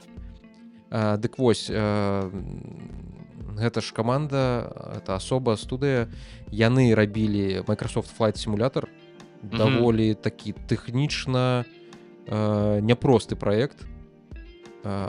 Яны яго рабілі ў перапынку паміж Plague Tale, асноўной этой першай сваёй адзіночнай гульняй, і рэмейкам, сіквелам, які адбыўся ў 22-м годзе. Ты другую частку гуляў ці не?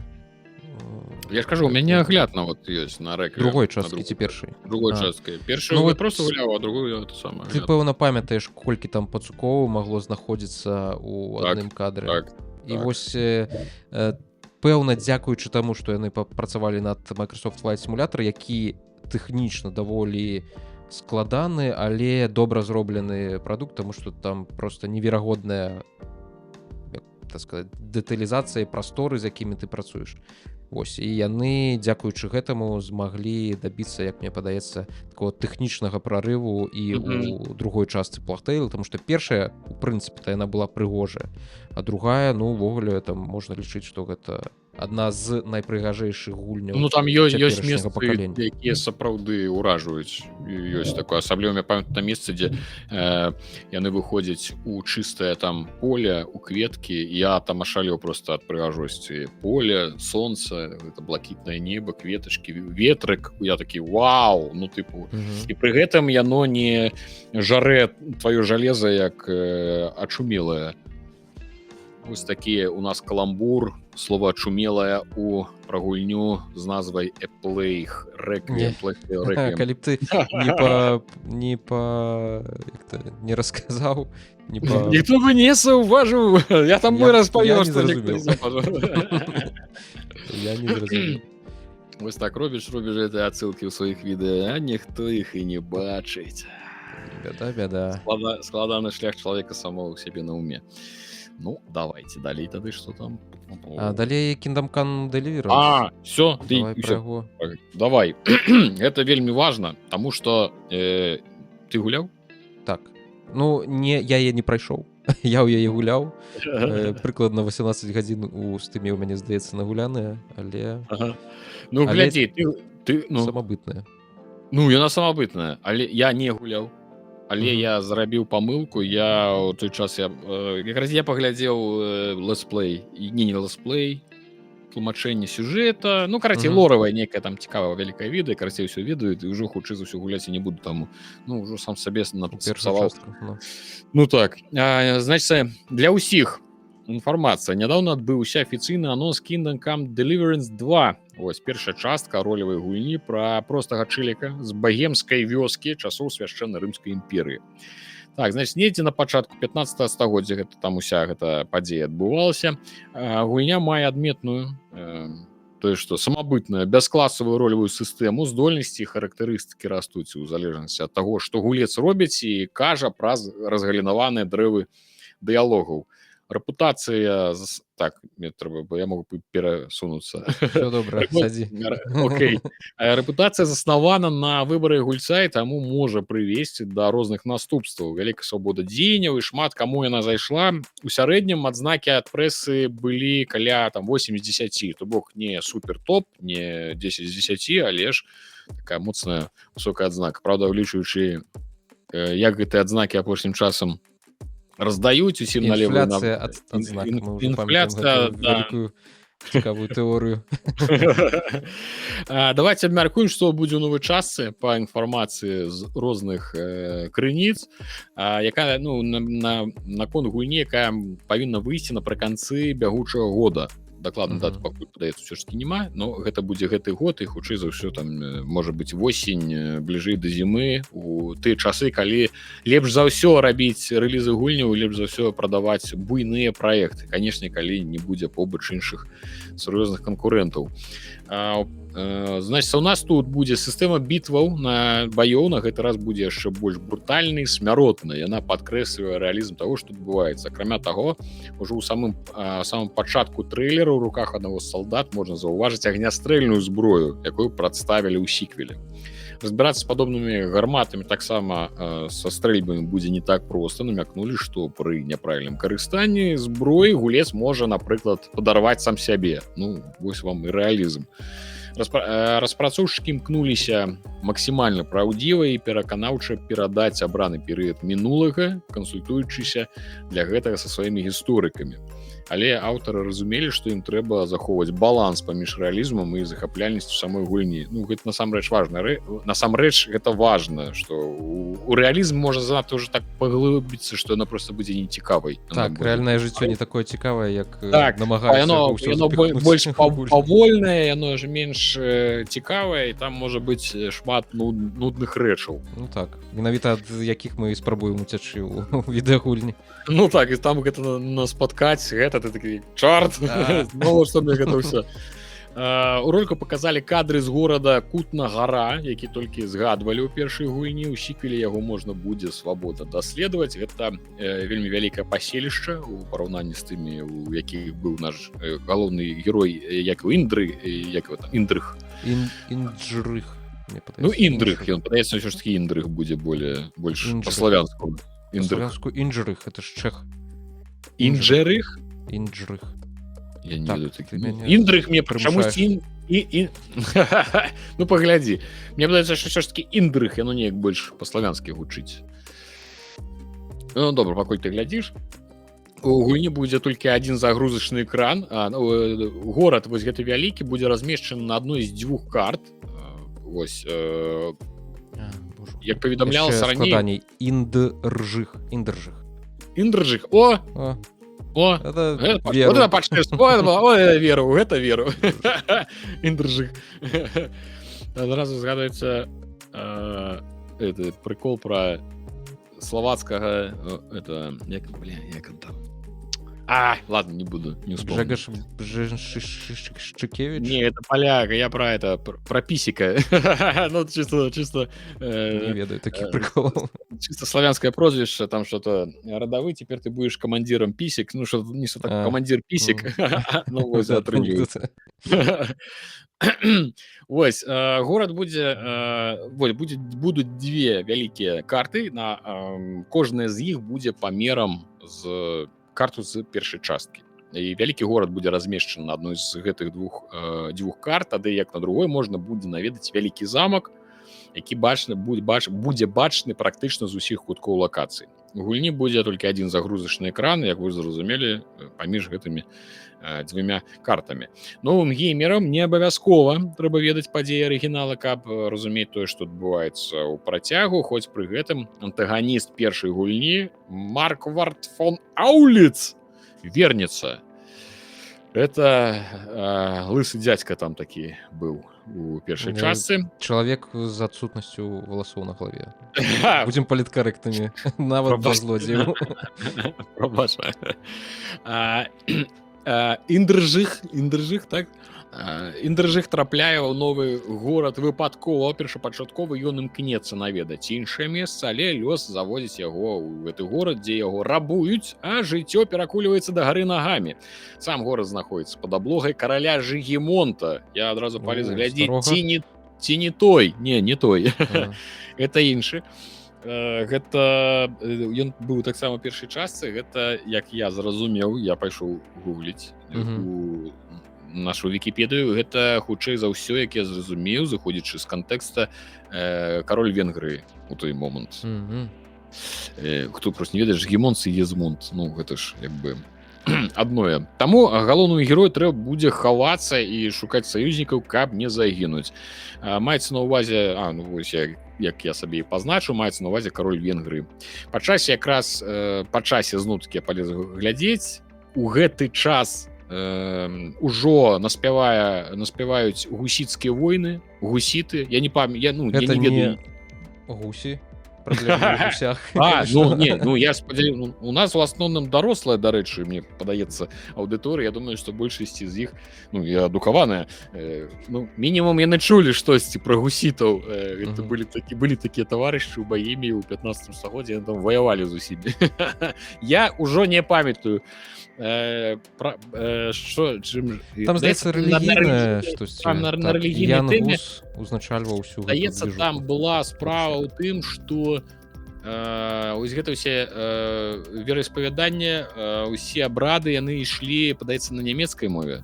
А гусіты хацелі, каб на чэшскай, на іх мясцовай роднай мове было ўсё вялося. Вось, карацей, гэта была адна з прычын, але я, конечно, могу памыляцца. Вось такі вось я гісторык вучыўся на гістфаке, не памятаю нават, што там гусіты, што яны там хацелі. Гэта пачатак 15 стагоддзя, якраз там 20-й, падаецца, 1400 нешта такое год. У прынцыпе, гэта вельмі блізка да Kingdom Come Deliverance, таму імаверна ёсць і Жыгімонт гэты, і што гусіты нейкім чынам будуць, таму што распрацоўшчык чэшскі, перыяд гісторыі вельмі цікавы, таму што гэта пасля валодання Свяшчэннай Рымскай імперыі якраз такі чэшскага багемскага караля, як там Карл IV, падаецца, быў, ён лічыўся там адзін самым шыкоўным, цудоўным каралём, і чэхі яго там любяць і шануюць у сваёй гісторыі. Вось, і у гэты перыяд і гусіты яны таксама гэта адметная як бы такая гістарычная падзея і людзі чэшскай гісторыі, таму я думаю, што нейкім чынам яны абавязкова гэтых гусітаў павінны у сябе там згадаць. Дарэчы, адразу вспомніў пра, калі вось зноў-такі з тэму гусітаў, калі вучыўся, карацей, калі праходзілі гэту тэму, нам настаўнік-выкладчык распавядаў, што чэхі прыдумалі у той час вельмі дзіўную такую рэч, якой часта карысталіся, канкрэтна яны, гучыць, конечно, жудаснавата, яны любілі выкідаць гэтых самых. Вось заляталі ў горад, усіх гэтых, хто там быў галоўны, пачынаючы ад мэраў, бургераў, іх мясцовых, бургамістраў, усю уладу выкідаць з вокнаў просто на вуліцу. Вось, яны заляталі ў будынак, з вежы, ўсё, з усіх з вокнаў просто выкідалі. Гэта была такая адметная рысавасць. Фішка, наша фішка. Это наша фішка. 15 стагоддзя. Можна выкінуць людзей. І табе нічога за гэта не будзе. Вось, яны любілі гэтым займацца. Любы кіпіш выкідае чалавека з вакна. Нічога, не зважаючы ні на што. Вось, так што вось быў такі у нас невялічкі гістарычны экскурс.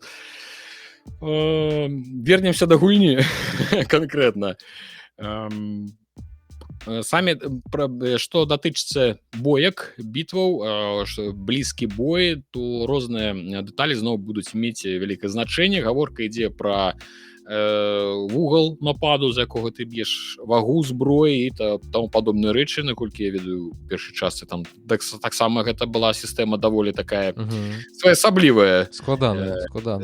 так і яе не назовеш тыпу што ты просто заклацваеш ворага адной там самай кнопачкай, там сапраўды трэба было крыху папацець, каб да яе прызвычаецца і каб зразумець увогуле як яно працуе. Супраць разнастайных супернікаў трэба будзе выкарыстоўваць унікальныя віды зброі, бо не ўсе мячы могуць там, напрыклад, прабіць любую броню, часам давядзецца ўзброіць сякерай або булавой. Акрамя таго, у гульні будуць розныя віды арбалетаў. Маленькія арбалеты хутчэй перазараджаюцца, але іх там сіла атакі ніжэй. Яны таксама могуць не прабіць броню а вялікія арбалеты прыйдзецца зараджаць, напрыклад, абедзвюма рукамі, то бок нельга будзе выкарыстоўваць шчыт. У сіквеле, дарэчы, можна будзе, гэта вельмі важна, зараз слухайце, у сіквеле, дарэчы, можна будзе гладзіць не толькі сабак, але і коней.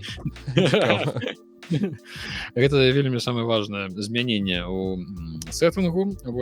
Рэліз Kingdom Come Deliverance 2 адбудзецца, як я ўжо і казаў, да канца 2024 года на 3 асноўных платформах. І я думаю, што гэта важны працяг, гэта цікавая падзея гэтага года. Я ведаю, што сярод нават там маіх падпісчыкаў Рудзі часценька узнікаюць парады наконт пагуляць у Kingdom Come ці там агляд зрабіць на Kingdom Come, то бок яна людзей цікавіць. Мінімум таму, што гістарычна такі падзеі цікавыя там адбываюцца. Мне з таго, што я пабачыў, па-першае, гэта сіквел, і Вавра, ён у гэтым відосе удзельнічаў, які анансаваў Official Game Reveal, ён казаў, што яны, зразумела, рабілі гульню на працягу апошніх 6 гадоў, і як часта бывае з сіквеламі, ёсць надзея, што гэта будзе нашмат лепшая гульня, чым была першая. Яна стане, пэўна, крыху больш лагоднай да новых геймераў, таму што, пэўна, яны захочуць прадацца большым накладам, чым гэта было у выпадку з першай часткай, і атрымаць больш прыемную, скажем так, крытыку з боку гульцоў і, у прынцыпе, тых усіх рэцэнзентаў. Па-другое, з таго, што я бачыў і бачу, гэта курва вельмі прыгожая гульня у плане і арт-дызайна, і асяроддзя, і увогуле прапрацаванасці брані, латаў, у якіх будуць бойкі, таму што тут у некаторых момантах нават добра відаць. Зразумела, гэта трэйлер, як там выйдзе ўсё па выніку на рэлізе мы яшчэ не ведаем, але выглядае вельмі прыгожа, і я не ўпэўнены, якого ўзроўню відэакартка спатрэбіцца, каб гэта ўсё пацянуць, і комп, у прынцыпе, каб гэта ўсю гэту прыгажосць назіраць на ўласныя вочы і атрымоўваць. Калі гэта будуць не 100-тысячныя арміі, дык яшчэ больш-менш, сутычкі недзе ў закутках гарадоў там з 2-3 гэтымі войнамі, гэта яшчэ не так страшна, але калі гэта будзе сапраўды нейкая вялікая мачылава, там відэакартка на 3060 зараз стаіць. Глядзі, ўжо падбірайся. Дык ужо, я ўжо адчуваю, ўсё, гаўно ўжо, ўсё, трэба нешта новае.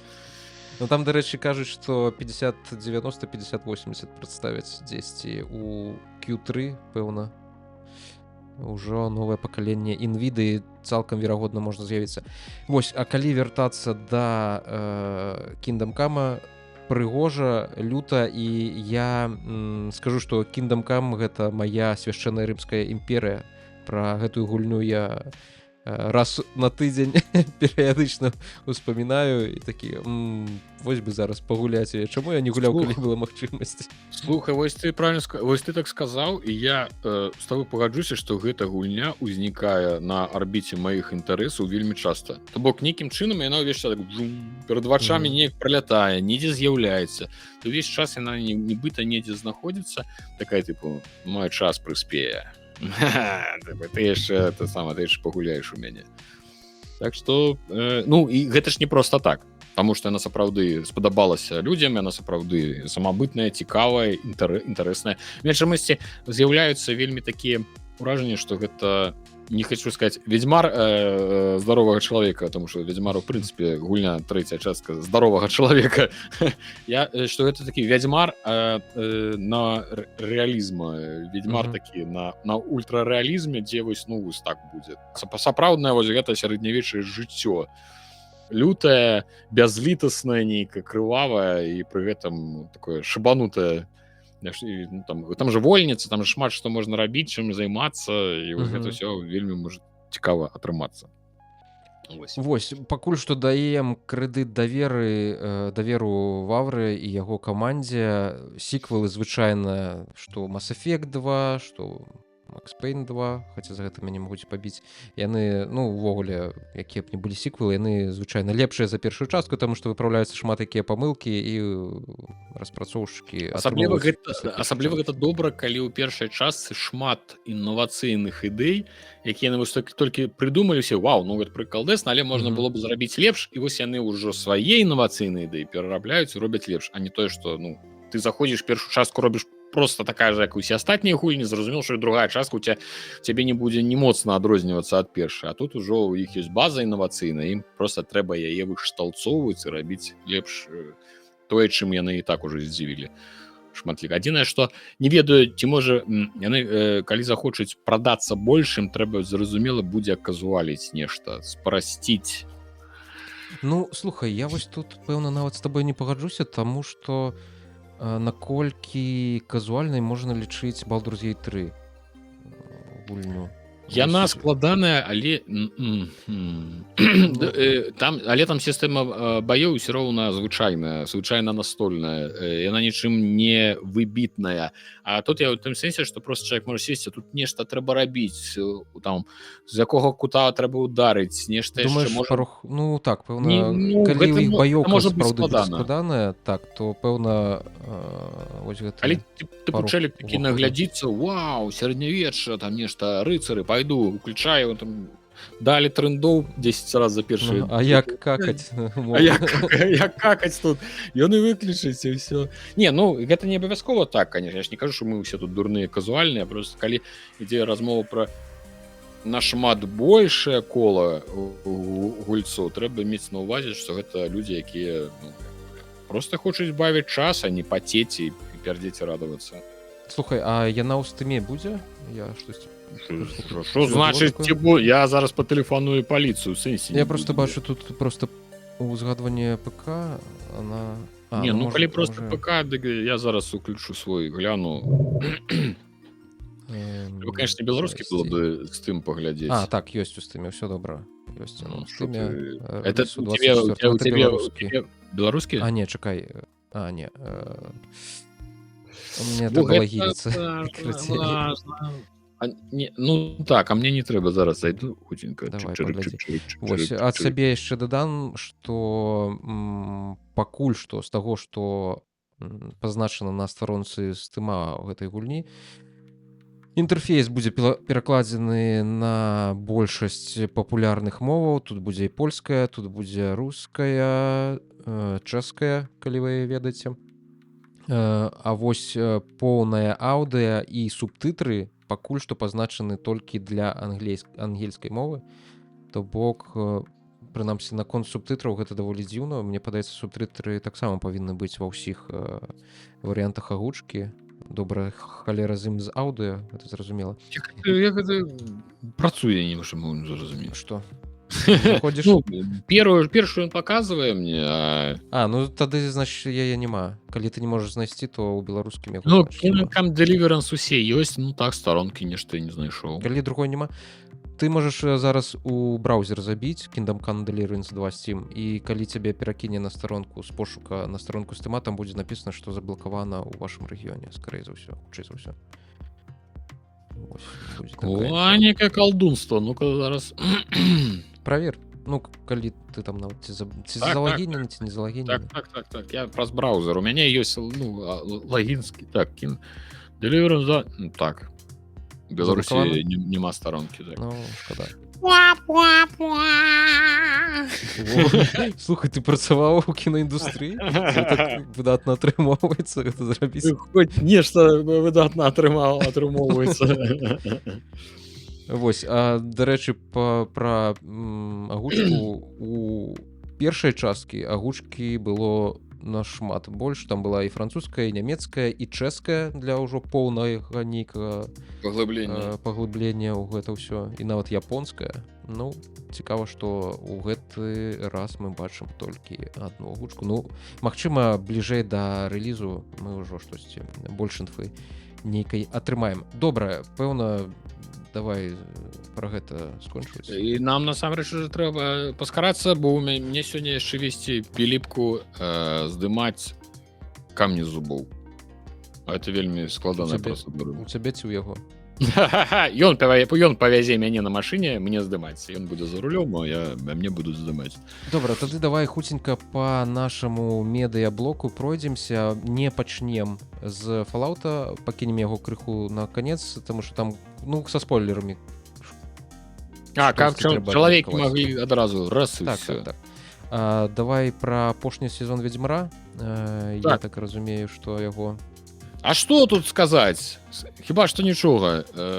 Пра апошні сезон Ведзьмара і перадапошні сезон мы, як я для сябе пазначыў, мы пра яго гаворым выключна для таго, просто таму што гэта пра Ведзьмара. Але ні я, ні ты ўжо, падаецца, ўжо не чакае ніякіх сезонаў уже глядзець. Я не даглядзеў гэты сезон з Кавілам, дзе ён, для якога ён быў апошні. Я нават не ведаю, што там зараз. Или ці даглядзеў. Показывае это самое. Узровень зацікаўленасці серыялам у публікі. Значит, Netflix пазначылі, як ідуць справы у іх Ведзьмара, пачалася вытворчасць 4-го сезона. Я чамусь думаў, што ён уже зарабілі ўжо 4-й сезон. Ну вось, бачыш. Пачалася вытворчасць 4-го сезона. Паралельна з гэтым стартавала падрыхтоўка да 5-го. І ён стане для серыяла апошнім. Нарэшце. Дзякуй Богу. Берыце рукі. Дзякуй Богу, как гэта скончыцца. Апошнія серыі прыйдуць да эпічнага фіналу, які пакіне фанатаў задаволенымі. Я думаю, заб'юць каго? Рэжысёра серыяла у апошні гэты самы сцэнарыстаў. Каго там будуць шоуранераў, так. Шоуранераў, каб мы засталіся задаволеныя. Значит, 4-й і 5-й сезон перакажуць 3 кнігі, што засталіся, гэта хрышчэнне агнём, вежа ластаўкі і ўладарка возера. Нагадаем, што Гена Кевіл сышоў з серыяла пасля 3-го сезона.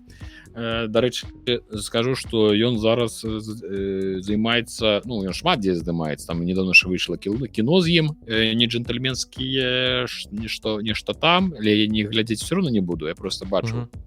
Нешта там не джентльменскія, нешта там, я нават не ведаю фантастыка, гэта ці пра што, але там дзядзькі такія сур'ёзныя з аўтаматамі у стылістыцы 40-х, 50-х. Ось, я нават не думаю, пра вайну. Ён зараз вельмі зацікаўлены сеттынгам Вархаммера, вось, так што ён, наколькі я ведаю, вельмі зацікаўлены тым, каб па Вархаммеры з'явіўся добры серыял, ці нейкая кінаадаптацыя. Правда, я так і не зразумеў, ён меў на ўвазе Вархаммер 40 000 ці фэнтэзійны Вархаммер. Я ўсё ж такі за 40-тысячны Вархаммер больш. Значит, замест яго Геральта згуляе Ліам Хемсворт, гэта брат Крыса Хемсворда, это у нас Тор са знакамітай марвелскай франшызы. Акрамя таго, у Ведзьмары з'явіцца Рэгіс у выкананні Лоуренса Фішберна. Рэгіс, гэта, нагадаю, вампір вышэйшага парадку з серыі Кроў і віно. Так, ён ў кнізе быў. Кнізе.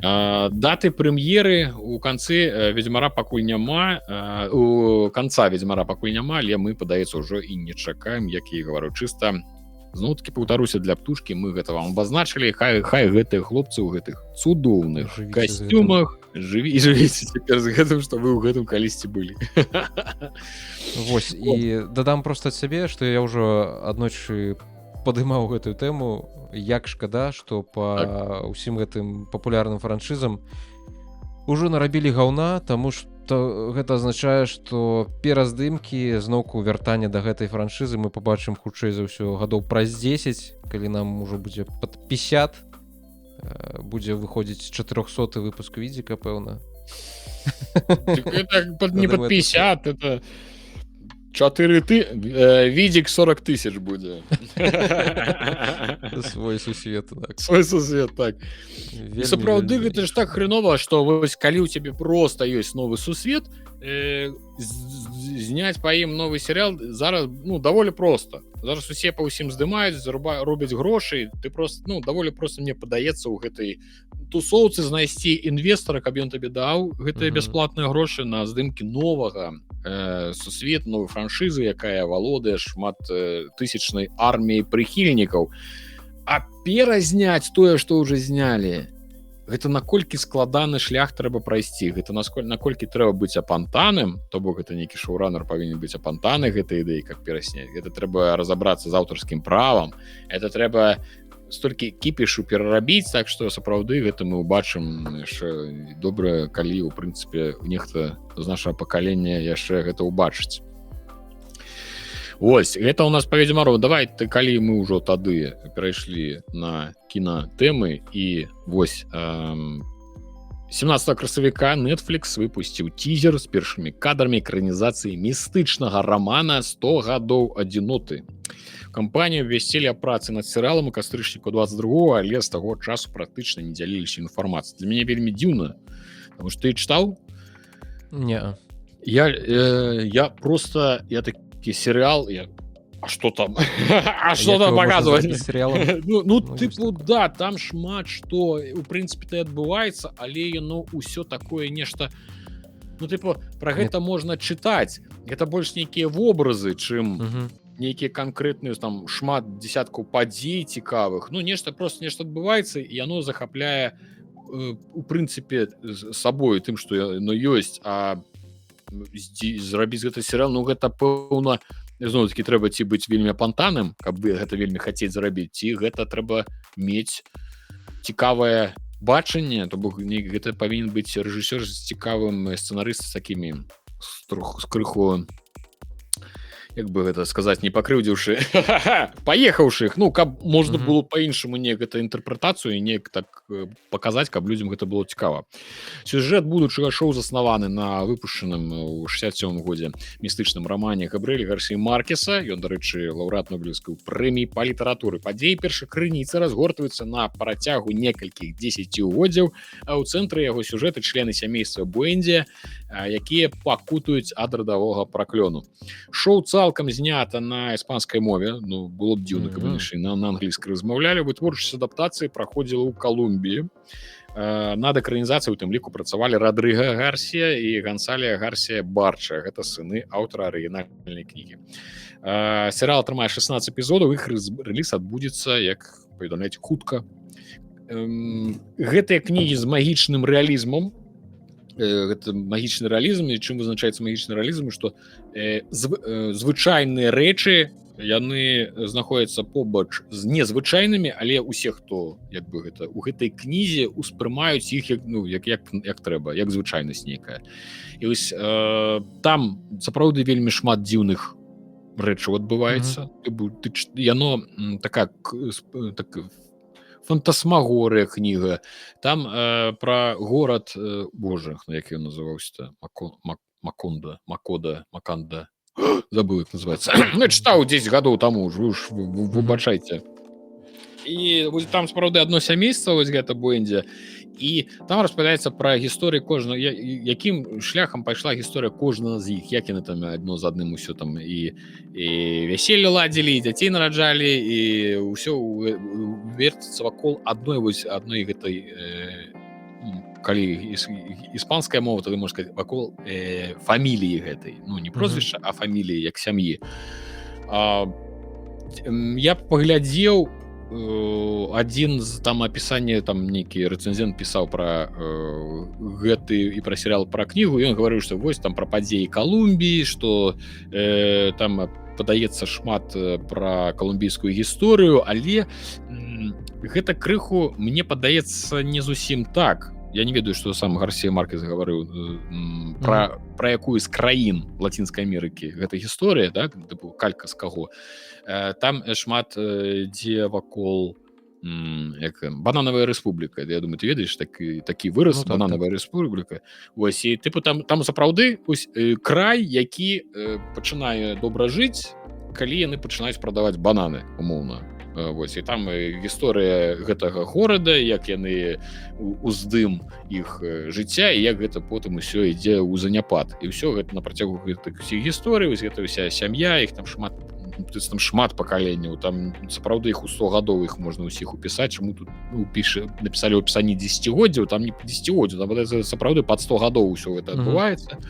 І там і грамадзянскія войны, паўстанні, і ўсе, і члены гэтай сям'і яны то на адным баку, то на другім, ну, на гэта наколькі я памятаю. І памятаю, што калі я зноў-такі вучыўся на гістфаке, настаўнік адзін, я думаю, што хто вучыўся, павінен памятаць, ён зараз прозвішча, падаецца, Красоўскі, падаецца, гісторыю, ён выкладаў гісторыю ўсхода. І ён гаварыў, што не пра Калумбію, ён казаў, што гэта калька з гісторыі Панамы канкрэтна ідзе. Вось, і там тыпу 100 гадоў, і там апісваецца амаль што гісторыя Панамы. Я потым паглядзеў, Панама ўваходзіла ў склад Вялікай Калумбіі, так што, ў прынцыпе, меў рацыю і той рэцэнзент. Там тая самая Вялікая Калумбія, якая аб'ядноўвала Эквадор, Калумбію, Венесуэлу, частку, Панаму, і была створана гэтым самым баліварам. Вось, Сымончыкам нашым. Што я ўсё гэта гавару да чаго, што гэта можа быць дзіўнае відовішча. Я не думаю, гэта не будзе серыял для тыпу усе паглядзяць, і ён такі просто пад піўцо, просто на ўспрыманне. Гэта хутчэй за ўсё гэта не будзе мастацкі серыял, ну такі мастацкі ў шырокім сэнсе. І калі ён будзе не мастацкі, думаю, ён тады ўвогуле, ну, ён не зойдзе нікому. То бок ён можа быць, калі ён будзе самабытны такі, калі ён будзе спроба перанесці вось гэты магічны рэалізм з нейкімі мастацкімі рэжысёрскімі хадамі цікавымі. Там абавязкова павінна быць цудоўная гра акцёраў, так што, ну, гэта я бы сказаў, што гэта вельмі рызыкоўны ход. Так, здымаць серыал на такую тэму. Але мяне зацікавіла, тому што я чытаў, і іншыя, хто чытаў, кажуць, што гэта нейка тыпу беліберда, а мне вельмі падабалася. Ён захапляў мяне гэты свет. Ён такі вось, ён дзіўны, рэчы, якія там адбываюцца, яны іншы раз вельмі такі нейкія, ён падобны на эпас нейкі, на гісторыю нейкіх нібыта чытаеш міфы старажытнай Грэцыі пра якія-небудзь там 12 гэтых подзвігаў Геракла, нешта вось нейкі такія рэчы, нешта падобнае. І яна можа здзівіць гэта кнігу. Прадаў. Чытаць, пэўна. Ну, яна можа здзівіць. Ці ёсць на беларускай мове? Гэта пытанне. Я ведаю, што ў Гарсі ёсць на беларускай, падаецца, толькі гэты 8 патрыарха. Гэта якраз таки падаецца тое, за што ён атрымаў Нобеліку, але тут я ўвогуле магу памыляцца.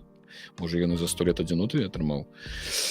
Тут ужо не скажу, за што ён атрымаў Нобеліўку, але падаецца, на беларускай вось ёсць гэта 8 патрыарха.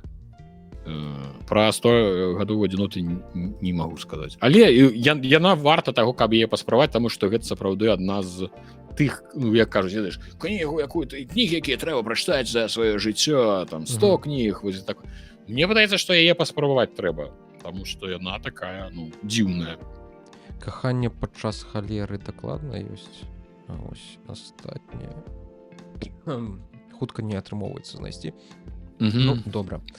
Слухай, я, напэўна, прапаную ўсё ж такі, так як мы абмежаваныя па часе, і мы амаль ужо дасягнулі 2 гадзінаў запісу, адкласці на наступны выпуск абмеркаванне са спойлерамі Fallout. Прытым, пэўна, у большасці людзей будзе больш часу яго паглядзець, і па выніку паглядзець тое, што мы будзем абмеркоўваць. Прытым, што абмеркаваць хочацца, таму што, ну, з узгадваннем непасрэдных момантаў, якія адбываюцца ў гэтым серыяле, і самага галоўнага сюжэтнага вось гэта паварота, таксама хочацца яго абмеркаваць. тыпу навошта гэта ўсё было зроблена. Таму я прапаную наступным разам усё ж такі пра гэта ўсё пагаварыць, а зараз Закинули такую вуду, все будете чакаць нас. Што ж там дзяды скажуць про Fallout? Вот. Мы не такія вялікія серыяльныя крытыкі, каб чакаць нашага меркавання, але цікава просто языкамі пачасаць пра гэта ўсё. Конечно, там есть момант, які мяне вельмі ўразілі, такі вау. Ну тыпу, я ж запісаў сабе у той нотаткі, што трэба іх абмеркаваць. Выдатна. Тады што, пра каментары пагаворам? Так, конечно, давай, яшчэ ёсць наша не пастаянная, але якую хацелася бы зрабіць пастаяннай рубрыкай пра каментары. З падапошнім відзікам, значыцца, шмат хто пісаў: Віталь, табе трэба спрабаваць гімп. Ты ведаеш, што такое гімп? Так, гэта open-source, бясплатны графічны рэдактар. Я паспрабаваў усё, што мне там параілі. Але праблема ў тым, што я нічога не змог знайсці ўсё ж такі на замену Фотажобу. Так, фотажобу, таму што там як бы не лаялі гэтыя нейрафункцыі, якія там дадавалі апошнім часам. Але... Ну, ты просто прызвычаіўся, гэта важна. Ніхто не разумее такой простай рэчы, што ты просто прызвычаіўся рабіць на адным і ўсё. Ну, адчапіцеся ад мяне, дайце. Не, так там мяне ж ніхто не прымушаў, это я сам штосьці пытаўся, спрабаваў нейкім чынам адшукаць. Карацей, у фоташопе часцей за ўсё націскам адной кнопкі ты можаш выдзеліць аб'ект і выразаць яго з фона, прытым выразаецца гэта нашмат больш лагодна і якасна, да, у параўнанні з тым, што я, ну, максімальна блізкае, што я змог атрымаць, гэта калі я карыстаўся Affinity Pro 2. Там ёсць трыальная версія на 7 дзён. Вось, я паспрабаваў адну мініатюру нават зрабіў, яшчэ некалькі спрабаваў, намагаўся рабіць, але мне ўсё не падабалася, як там выразаецца, і гэта у мяне нашмат больш часу патрабавала.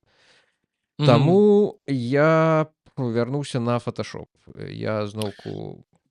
Так, стары, я табе зараз што скажу. Я увесь час доўга пакутаваў з гэтымі выразаннямі фонаў, таму што у мяне... Ты нешта прыдумаў.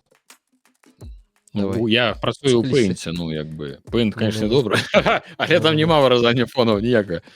Ёсць Adobe, я зараз карыстаюся, іх гэтай штучнай, выразальнік фона, просто штука, я табе скіну. Яна так, Remove Background называецца. Яна на іх на галоўным адобаўскім гэтым. Я не ведаю, ну, ці можна ёй карыстацца бясплатна, але як карыстальнік я ёй карыстаюся. Просто закідаеш файл, яны табе выразаюць у любой якасці, нічога не уціскаюць, нічога, і робяць гэта вельмі, мне падаецца, высокаякасна. Я заўсёды зараз імі карыстаюсь. Так што я табе скіну спасылку, гэта просто на іх сайце я знайшоў.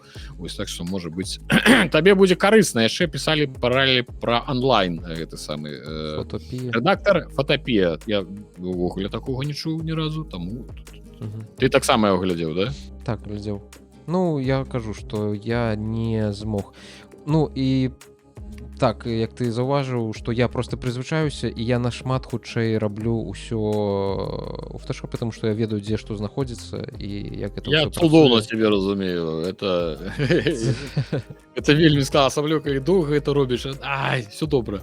Так, давай перайдзем. Наступны каментарый ад Віктор Кей. Я звяртаю увагу, што мы нікі чытаем, як яны пішуцца ў Ютубе, а ў Ютубе на зараз пішуцца пасля сабачкі, тое, што там. Пра фоташоп была такая самая ситуация, але не набываў подписку праз 7 дзён, нічога не адбылося, фотошоп не зламаўся. Так что нешта, это памятаеш, ты ж пісаў, што ты ж гаварыў, што оно там типа пачало табе пісаць купі, а потом паламалася. Видишь, у чалавека не паламалася нічога. Нешта ты там, караці, не тое рабіў. Ну, можа я сам дурань там у паніцы адразу такі: купей, забирайте грошы. Кідаю грошы ў манітор, карткі. Наконт тэмы заробкаў Ютуба мы параўноўвалі і меты.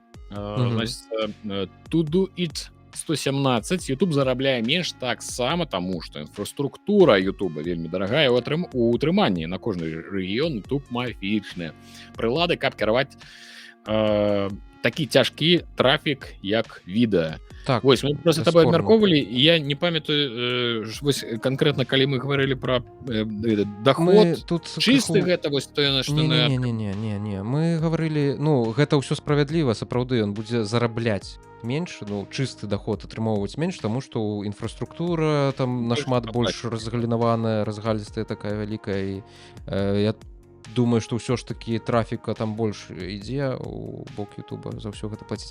Але там гаворка ішла менавіта пра доход, пра тое, ну, то типу, ты зарабляеш у на агульных рэкламе. лічбах, Так, типу. без вось гэтых амартызацый, без падаткаў, без нічога. Вось тыпу колькі вы зарабілі, і Instagram зарабляў больш, таму што там атрымоўваецца проста эфектыўней працуе вось гэта манетызацыя Інстаграма, рэкламная манетызацыя, ўсё такое. Вось таму тут гаворка менавіта пра гэта была. Я цябе Так што, а зразумеў. так сапраўды там трафікі больш вялікія на Ютубе ідуць. Таму такая слушная заўвага. Ну все, дзякую вам усім за каментарі, абавязкова пішыце слушныя каментары, заўвагі наконт, і мы іх абавязкова абмяркуем і адкажам на пытанні, калі яны у вас ёсць адразу тут у відзіку. Пау-пау-пау. Так, там яшчэ, дарэчы, пісалі каментары, прасілі паказаць альфу, але альфу вы можаце паглядзець на канале Рудзі, ён завецца ягоны хутар, мы ўжо аднойчы паказвалі, як ён выглядае. Вось, майце на ўвазе. Ягоны хутар Так. убівайце ў Google і... Так, сёння там выйшла яшчэ новае відэа, так што Ну, можна вось ісці так, паглядзець. Я, дарэчы, яго яшчэ не паглядзеў, мне ўжо піша, што я яго праглядзеў. Вось, як так Ну, працуе, вось. цікава. Все, можешь цяпер не глядзець, і калі што, на усе мои пытанні, говорить, вось чырвоная полоска ёсць, я все паглядзеў, адчапіце ад мяне. Вось, таму ўсе пагналі глядзець хутарскія вайбы, лавіць і добра праводзіць. Наконт яшчэ каментарыяў там пісалі прасілі, каб мы паглядзелі, абмеркавалі онлайн гульняў па Fallout, але гэта мы зробім наступны раз ужо. Ну, так. Калі будзем абмяркоўваць серыял, мы паглядзім і наколькі ўжо это атрымліваецца ўжо 2 тыдні, наколькі за гэты час вялікі змяніўся онлайн і хто што, якія там паказчыкі у каго. Так што Вось. Так што ўсім вялікі дзякуй за прагляд, пачуемся праз, ну, з Рудзі вы пачуецеся ўжо ў аўторак, таму што выйдуць гульнявыя навіны са мной. Вы, магчыма, пачуецеся ў чацвер, але гэта не факт, таму што тэхнавука гэта мой крыж, які часта я не даношу да чацвера. Вось, таму, пэўна, пачуемся ўжо наступную суботу. Вялікі дзякуй усім за прагляды, падабайкі, каментары, за тое, што прасоўваеце наш контент. Нам прыемна для вас яго рабіць. усіх абдымаем і да хуткіх сустрэч. Пакуль.